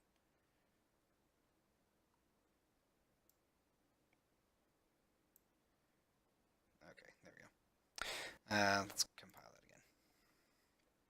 All right, so that is a scrolling texture shader made in Shader Forge. So now I am obviously an expert in all things shaders, and then I will never need this tool again. I'm kidding. I'm probably going to be using this tool for a while, I think. Because even though I would like to learn how to do this myself, I am capable of recognizing that I don't really have a pressing need to do so. And I think I think that this will be enough. So, take a drink. Okay. It'd be nice if I could think of another shader that I wanted to do while we were in here. The scrolling texture was kind of the big one I wanted to do for the next convention. If I remember, there are a couple of new shaders that you can make. Let's go ahead and return to menu here. Okay, that's weird. So we can make a new shader. I don't really have a need for one that I can think of.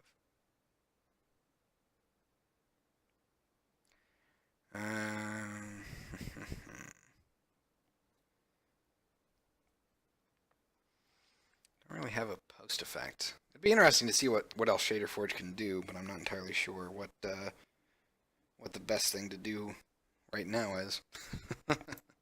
Let's go ahead and open up our Shader Forge code here. Let's see. Yes, I want to reload it. All right. So now our shader code is a whopping 440 lines long. Oh boy. I'm actually curious to see how performant it is. Not sure what the best way to look at that would be. Let's go ahead and save this out. Compile shader. All right, I am going to move our main camera, or I guess our cube, a little closer to the main camera so we can get a nice view of it. Oh, okay. I guess our main camera is actually farther back. -1, 0. Oh boy, that's like right there. Let's do -1.5, maybe 0.5. Really? Okay, well, whatever. So this is what it looks like in game view. Let's go ahead and rotate this a little bit.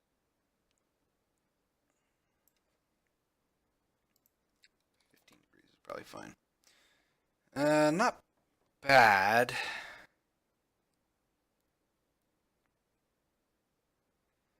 I mean, it is pretty smooth, which is nice.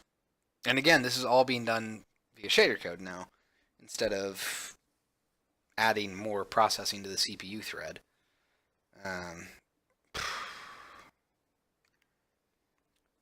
CG shader naturally have a lot of code for the material parameters. Yeah. I guess I could bring this into Unity, or into TextQuest. I'm pretty happy with it now, actually. All right. Well, let's do that. So let's go ahead and I'm actually going to move this down here.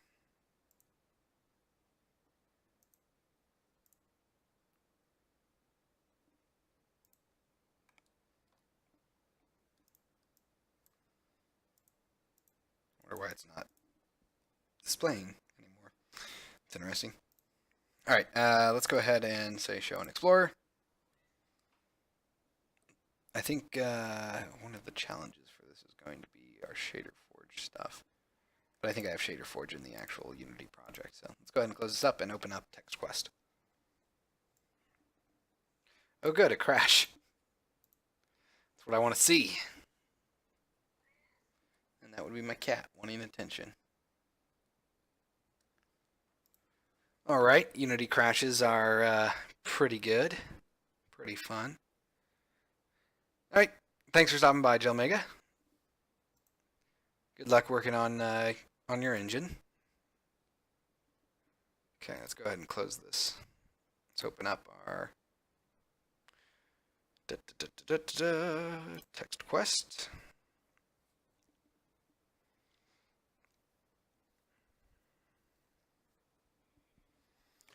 I'll let that go, and we might do performance checks. I'm honestly not sure.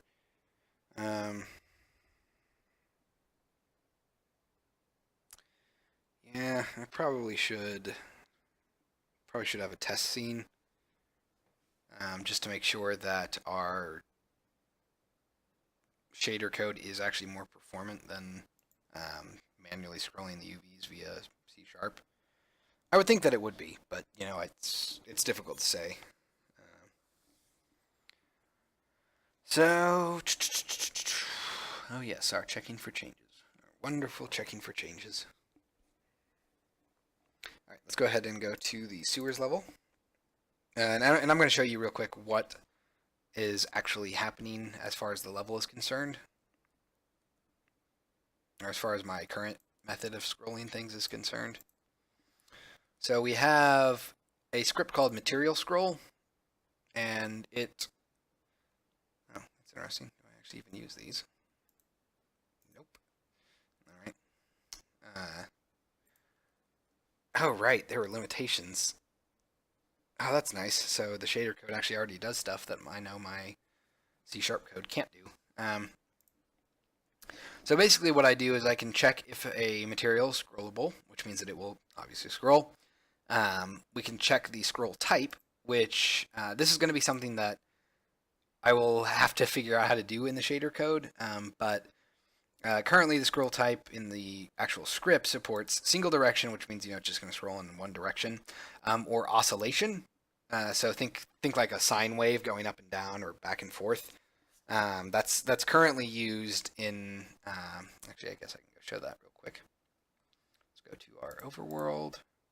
And actually, before we do that, I'll show you the water moving. So this is the water in the sewer is moving using a single direction parameter. So you can see that it just scrolls in one direction. It never adjusts. It's just one direction. So if we go to our, let's see, Heroes Grove, which I believe is just Grove now. This actually has some water in it that's like a small shallow lake, or more of a pond, really. And oh, cool, Scorpio. So in the Grove, we're actually using a non-single direction. It's using oscillation. And show you what that looks like.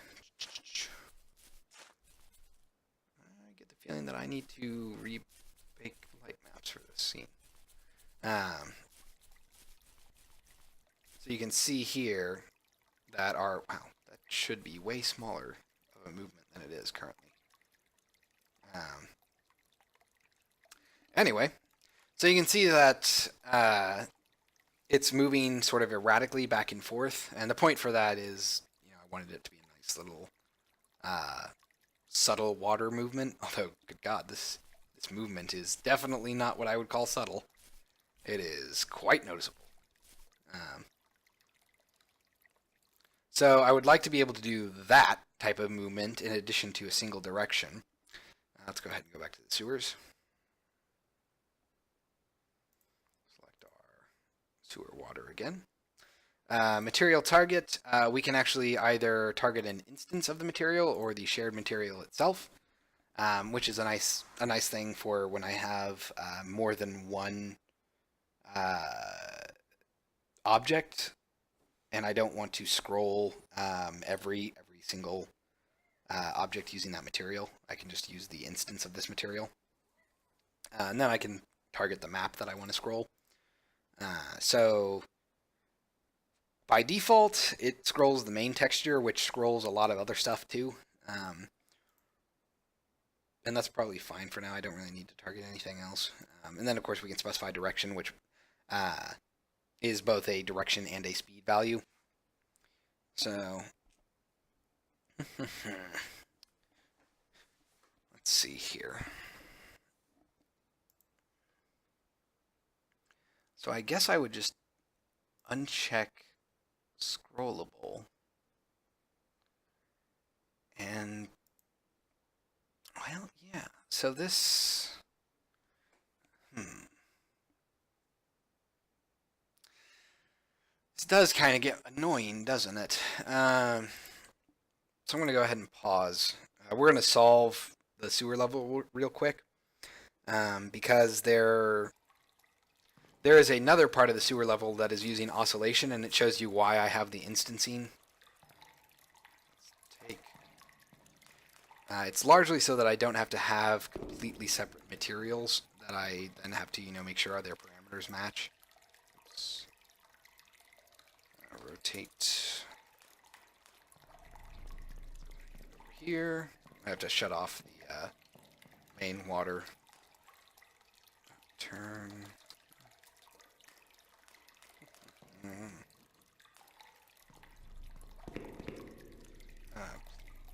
So move.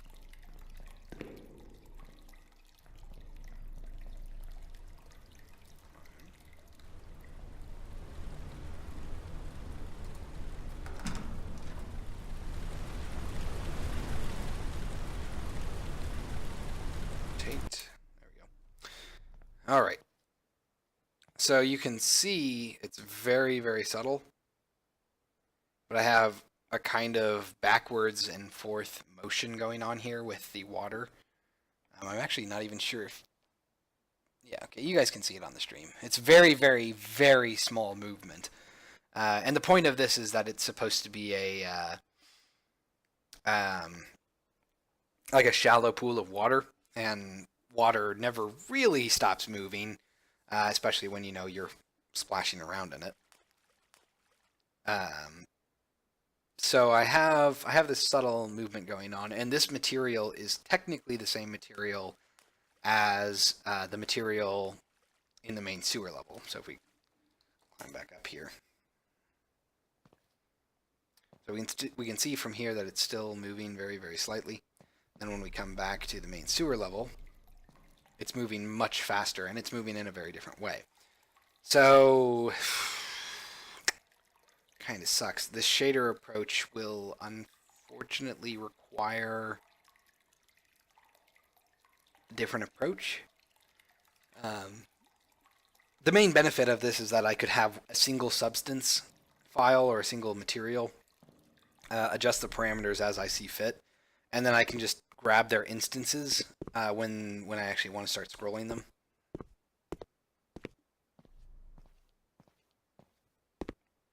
It's so weird. I don't know why it's giving me that footstep sound. It should be metallic. Hold on. That might be a quick thing we can fix.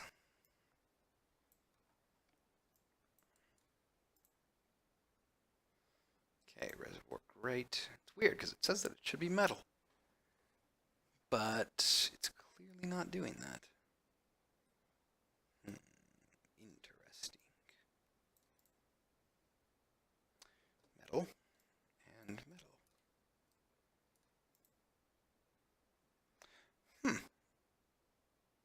I wonder if it's because it's batching. No, that doesn't make sense. Super weird. I really don't know why it's doing that. Well, in any case, so if we look at our actual reservoir water here, you can see that it says instance. And that's because, again, it's doing something very different in terms of its scrolling. So we might actually swap back and see if we can get oscillation to work. But I don't know if it would be better to have a different shader or a different parameter. Well, I guess it would just be a different parameter. Okay. So let's go ahead and stop playing. We're gonna save. Let's close out, and before we pull in the other shader, I would like to actually get oscillation working, seeing if I can do that. So shader tests.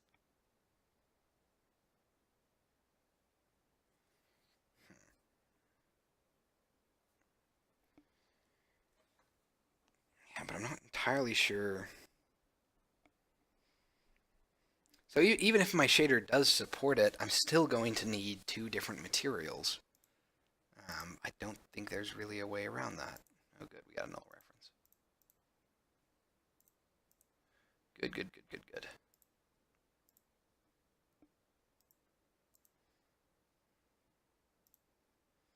Oh, that's kind of annoying that I have to do that.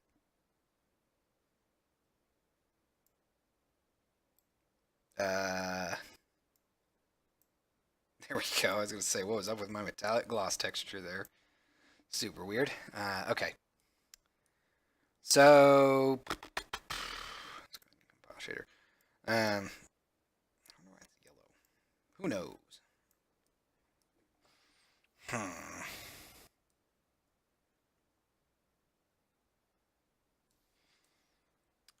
So, I'm not entirely sure what the best approach here is. I didn't do that. So I think I'm going to need different, like an if switch here, and just determine what our banner is going to be. No. No, I think, hold on. Let me take a look at this. So we have oscillation duration, oscillation stay, and oscillation, or oscillate curve X, oscillate curve Y. Ah, see, that's... This is going to be something that's hard to do in shaders. Animation curves.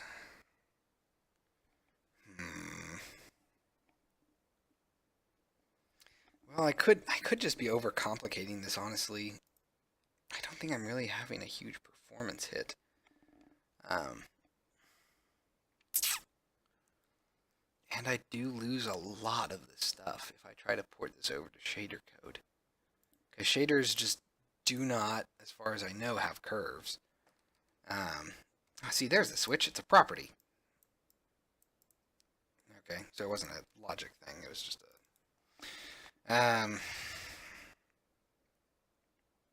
although that, does make it easier on me. But still, we have a problem with that stuff.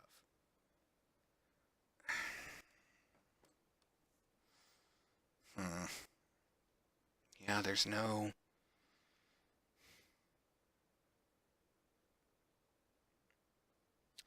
Yeah, I don't think I can actually get away from a C# script. Even if I were to port the logic for my scrolling over to a shader, I would still be required to set specific values via C#. Similar to how you have to set matrices by C#. For example, a 4x4 matrix, you can't expose that as a property. I mean, you can expose it as a property, but it won't draw and it never serializes. So you have to set that value via C# script. And I feel like I'm going to get the same problem with my easing curves. I don't think it's going to work in shader. I think it would require a C# script. So this might just be kind of a worthless venture, because I don't think I can get away from it. I think it's always going to require a C# script of some kind. It's not ideal, but I think that's just how it's going to be. Which is a shame, because this is really cool. So I'll have to, I guess, keep thinking about how I want to use Shader Forge, because I would like to use this stuff, but it's just a question of what can I really use it for? Not much, admittedly. Which I feel is less indicative of Shader Forge's shortcomings, and more indicative of my own, because I tend to approach things from a very scripting oriented. Okay, yeah, it just really does not like closing when Shader Forge is open, I don't think. It's just hard to think of shader code usage when I don't know what shaders can really be used for. Like I know what they can be used for in a very broad sense, but I can't think of specifics that shaders can do that my C# code can't really do in some form for what I need. Now, certainly there are a lot of things like vertex animations or vertex manipulations, but I don't really need that, is the problem. Harumph. Well, I don't know. I'm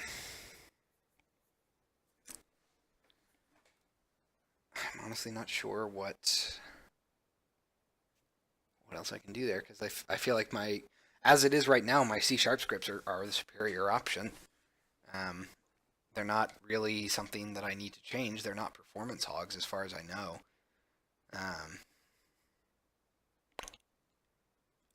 Weird.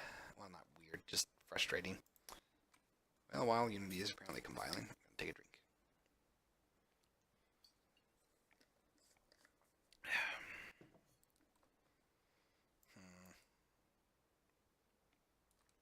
I'd like to figure out why this reservoir gate...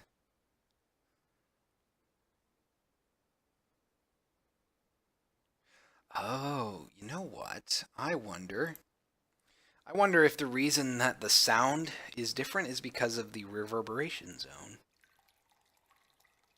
That very well could be it. Let's try this real quick.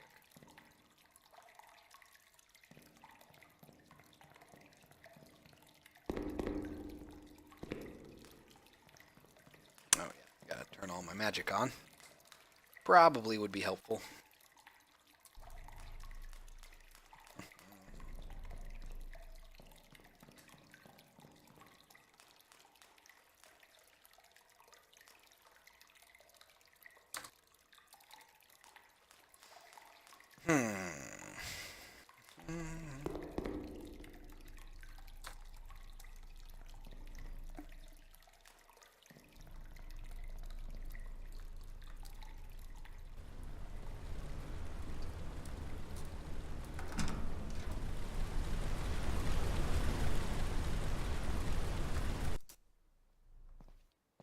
I think it is. It's just a reverberation zone issue. Yeah, so you can hear listen to my footsteps on stone. It just transitions to a very damp environment. While here, I have a lot more reverberation. Okay, this is going to be tricky. I have to pause and move at the same time. Let's see. Don't destroy, unload. Hero. Audio. So footstep 5, I'm going to turn off maximize on play.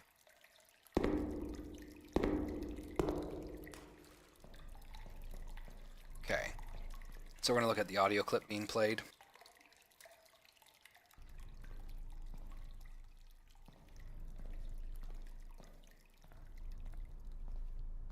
That's interesting. Neutral. Oh, I guess that's not tagged correctly. Makes sense. You can see that they're not the same mesh. And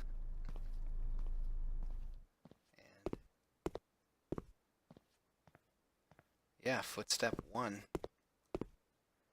Okay. Well, let's fix some of those footsteps real quick. Shouldn't be too bad. Let's go ahead and grab this. Wait, that can't be right. It's set to be rock. Why was I getting neutral? What on earth was I stepping on that made me get neutral? Well, that's super weird. Okay. Okay. Reverb. Let's go to audio. Reverb. Here we are. So I guess we're going to want a second reverb zone. So we're going to call this passage reverb. Let's duplicate this. We're going to call this drain basin reverb.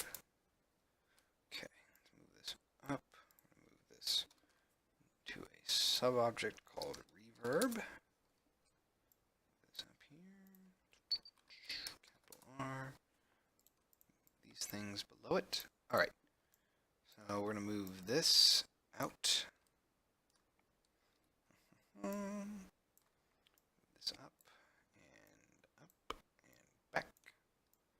All right, let's see. Min distance, I'm going to say is 20. Nope, even that is too much. Let's see. They basically have to kind of fade into one another. So 5, 10. Wow, really? Like 8? It's probably better. I'm trying to center it in the middle of the basin. That should give me decent reverb. So yeah, 10 or 8 seems fine. I'm guessing 10 then. So now if I have these, yeah, we can probably do 10 and 12. So 10 and 12. All right, so now they're basically just barely not touching each other. All right, so let's see what that looks like, or I guess rather sounds like. Okay,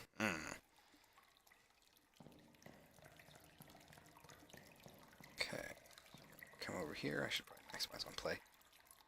Let's go. Take. All right.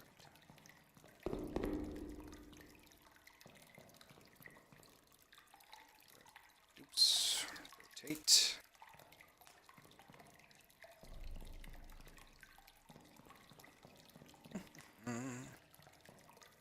Oops.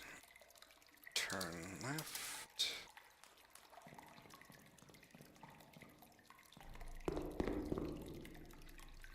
Please move. I probably should have a spoiler tag up whenever I do these things because I run through the entire level.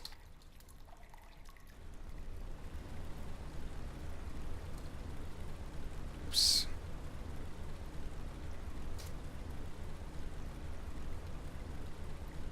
What just happened? Oh, right. Ah, that was super weird. I forgot that that would happen. So if I do open with key, that. Oh. Okay, well that didn't go the way I was expecting. I think it needs to trim apostrophes, and I don't think it does that right now.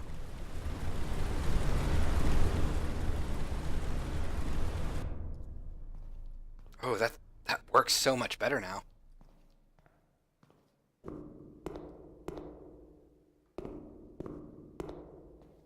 Not bad.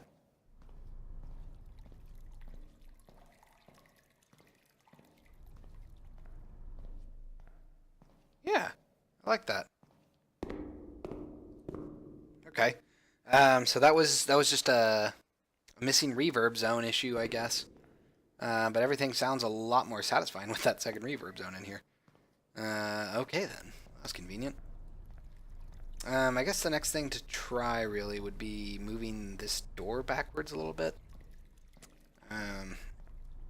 Not the end all be all that I would like.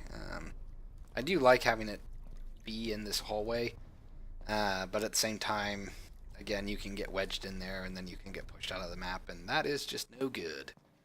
So, let's see. Just kind of getting used to the sound effects still. Okay. Yeah, that sounds fine. Alright, let's go ahead and stop playing. And let's try to move this door back. Move it back to here. So if we move it to here. Now this is another problem that we need to consider. It might be too dark in this passage for you to be able to see it. And that's exactly what it is. Ah, dang it. Well, in that case, it means we need a light in there. And the only place that probably would be fine with a light is the ceiling, which is going to be super awkward. But we'll have to try it just to see what it looks like. All right. So we're going to take the wall light, which, of course, I don't think actually has its light. Nope, it does not. All right, we're going to duplicate this. Let's see here. We'll call this wall light connection. Connected hallway. don't know what to call that. Single out its size. Let's call it wall light hall. There we go. All right, let's move this. This is going to be interesting. I think we want 90 degrees rotation here. It's going to go up a little bit. Go up and in, and up. There we go. So let's see here. We're going to turn off lighting so I can see everything a little bit better. Slide this in. So that's in the middle. That's probably fine. Let's turn on lighting here. God, it's so dark. Hey, all right. No, I actually don't remember if these are real time or not. These are. Well, that's actually nice. So I can turn these guys into baked lights and then this into a real time light. And that, I think, will help. Well, no, actually it won't, because these guys will now have to be real time. Ah! Dang it. Okay. Yay. Not great. Okay. Let's do that, I guess. So we're going to convert these guys. Wow, that did not do what I wanted it to do. There we go. I'm going to convert these guys to mixed, I guess. So mixed. We're going to have to eat the performance hit on shadow types for soft shadows. Let's grab you. Set you guys to baked. Let's go ahead and say duplicate to this. Move this over here. Up a little bit. This is going to be mixed as well. Move this up. Oop. Where did you go? Alright. Let's go ahead and move this up. Right about there. Move it over a little bit. And I'm guessing 9. Really? Okay. 8.25. 3, 4, 5. Alright. So something like that. So now we will have a partially lit hallway. It's not bad. Alright, let's go ahead and move this up here.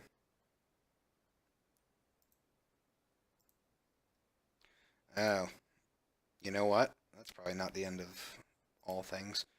I'm going to try converting our waterfall lights down here to mixed lighting. Something that I noticed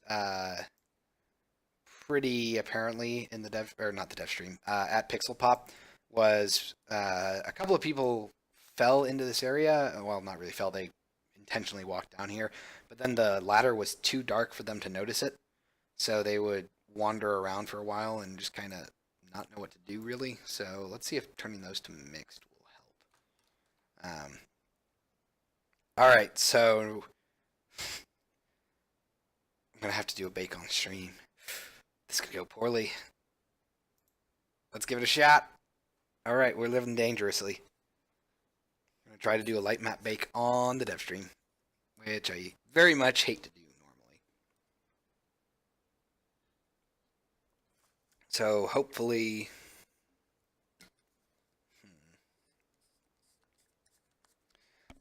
this will not take too long to bake. I would be very sad if it did. But I think with this new layout, so the door is pushed back slightly. Oh geez, the global illumination looks so weird when it's baking. Yeah, these white walls that you see everywhere, those are global illumination bouncers, basically. They're used to amplify the lighting from the sewer pipes when magic is flowing through them. in particular, they bounce the emission light coming off of them back onto the walls to make it look very, very red or blue, depending on which magic is flowing. And it's very useful for more obvious effect of magic flowing, and it also makes it so that like blue light doesn't spill from this side of the wall all the way over to this side of the wall, or this wall to this wall. It makes it much more isolated. So let's see here. Still baking, which is, great, not at all nerve-wracking.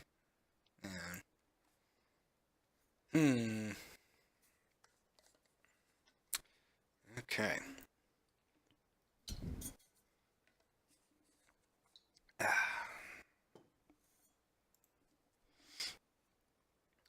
So still got a little bit of baking to go, and hopefully that won't take too long. Then again, that's what I say about everything, and that's what I already said about it. So who knows?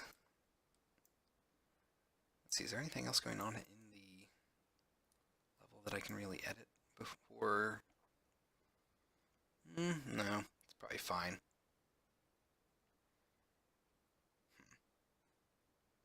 Alright. Well, still have a little bit of baking to go. And I have no idea what to talk about. I don't know what to talk about while light map baking is going on. Also super paranoid that nerve-wracking. Okay. Sorry. My avatar has been cross-armed for a while. Oh, I bet it's just, I bet it's because my light map bake is going on right now. You guys might be getting somewhat choppy stuff for my stream right now. Hopefully it's not that bad.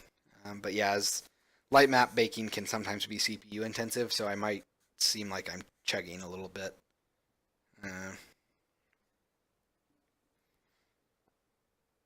But let's see. Hopefully it'll be done soon. I think Bacon Direct is one of the last steps. And then, magically, our entire level will look so much better.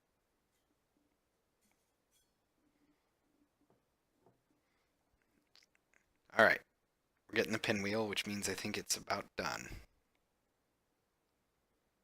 Yeah, this is why I hate doing bakes on the Devstream. It's just dead time. Nothing going on while that's happening. Alright. See, and that's what I was worried about. Well, actually, you know what? That's not bad. Okay. Oof. Wow, that light really needs to be turned down a little bit. Yeah, that light really needs to be turned down a little bit. It is. The ceiling light here is kind of obnoxious. So let's go ahead and save. And let's take a look at everything. See how it looks.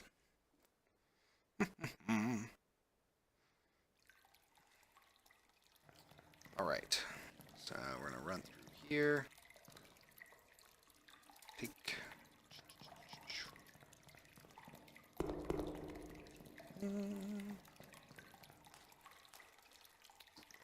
Oops. Rotate.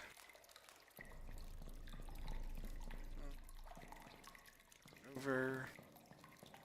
Do all the magic stuff. Turn left.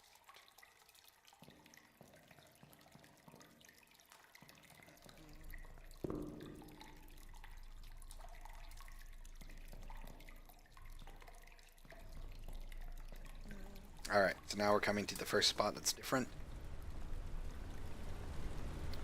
That's not bad.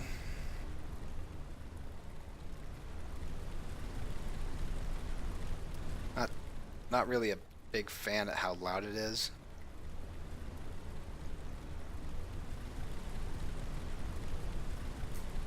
Oh, not climb. And now I'm going to try this again.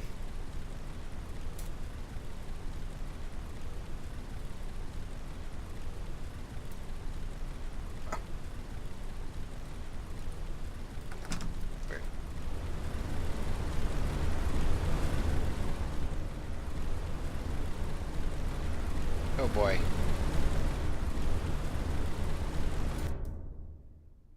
That is super loud.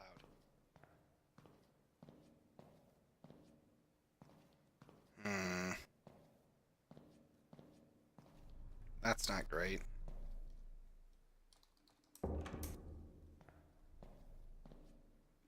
Neither is that. It's very, very dark.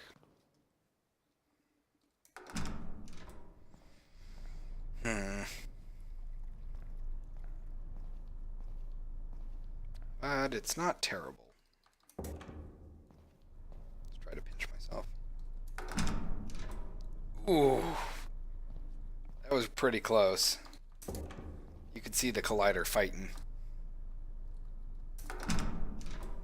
Yeah, so I gotta move it even farther back, I think. I guess it probably should be pretty much just flush against this.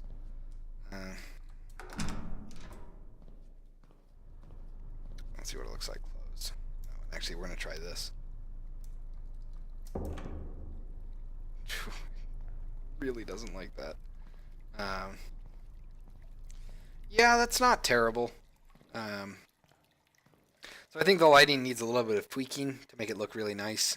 But moving the door back farther, I think, well, one, it prevents you from clipping out of the level, which is the big thing. But two, it actually, I hope, will solve another problem where one of the things that people often get confused about with the pipes and the locked door is people think that they have to turn the magic on to unlock the door, which is a fair assessment. You know, I don't really indicate that there's something beyond it that the magic is going to be used in. Ah, crud. I need to reevaluate my sizes. Drain basin should only happen once you get to the other side of the door.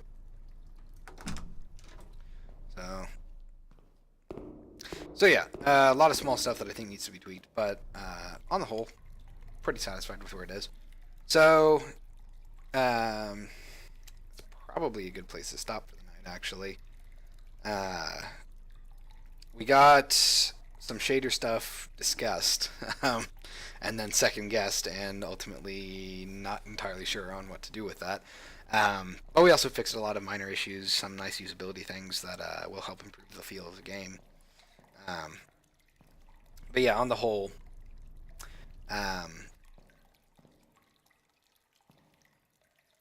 things are going pretty well. So, any announcements for today? I will be streaming again on Saturday this weekend around 3 p.m. Eastern Time. We'll be getting back into our custom content creation, so custom text-based adventure maps. As far as any other streams go, we're going to be back on our regular schedule. So Tuesdays and Thursday nights, I'll be streaming at 7 p.m. Eastern Time. And I think we'll be streaming for probably the next, I'm guessing, 4 or 5 weeks, and then I'll probably have a week around the next convention that I take off. But that's end of September. Oh, I lied. Actually, it's going to be probably 2 weeks. Because I'm going to have a week going into GDEX, and then immediately after GDEX, I fly out to Austin for Unite. So I'm probably going to be like a week and a half without streaming for that time period. Hello, Scorpio! I wish I could say you had excellent timing, but we're actually kind of wrapping up right now. We did a lot of shader stuff today and a lot of discussions about pixel pop and all that. So, yeah, I'm sorry. I'm terribly sorry. That's really bad timing. And I don't feel like I can really think of anything else to do on the stream tonight. Sorry about that.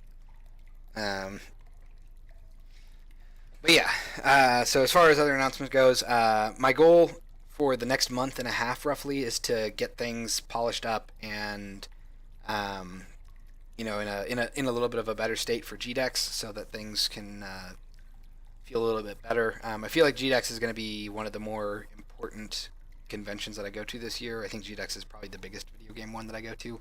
PopCon is nice and I love it, but it's also not really a purely game convention. It's a pop culture convention. So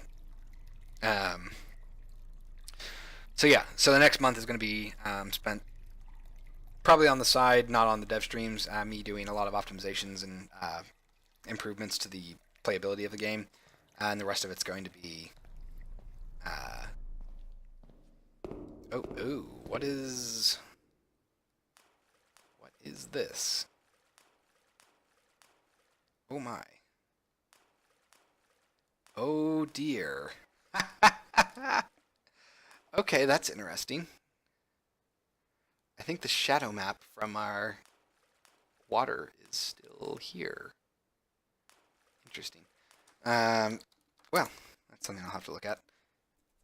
But yeah, that's a pretty good place to stop for the night. Again, sorry, sorry, Scorpio. That's really bad timing. Um, but as always, I want to thank you all very much for watching, and I will see you all next time.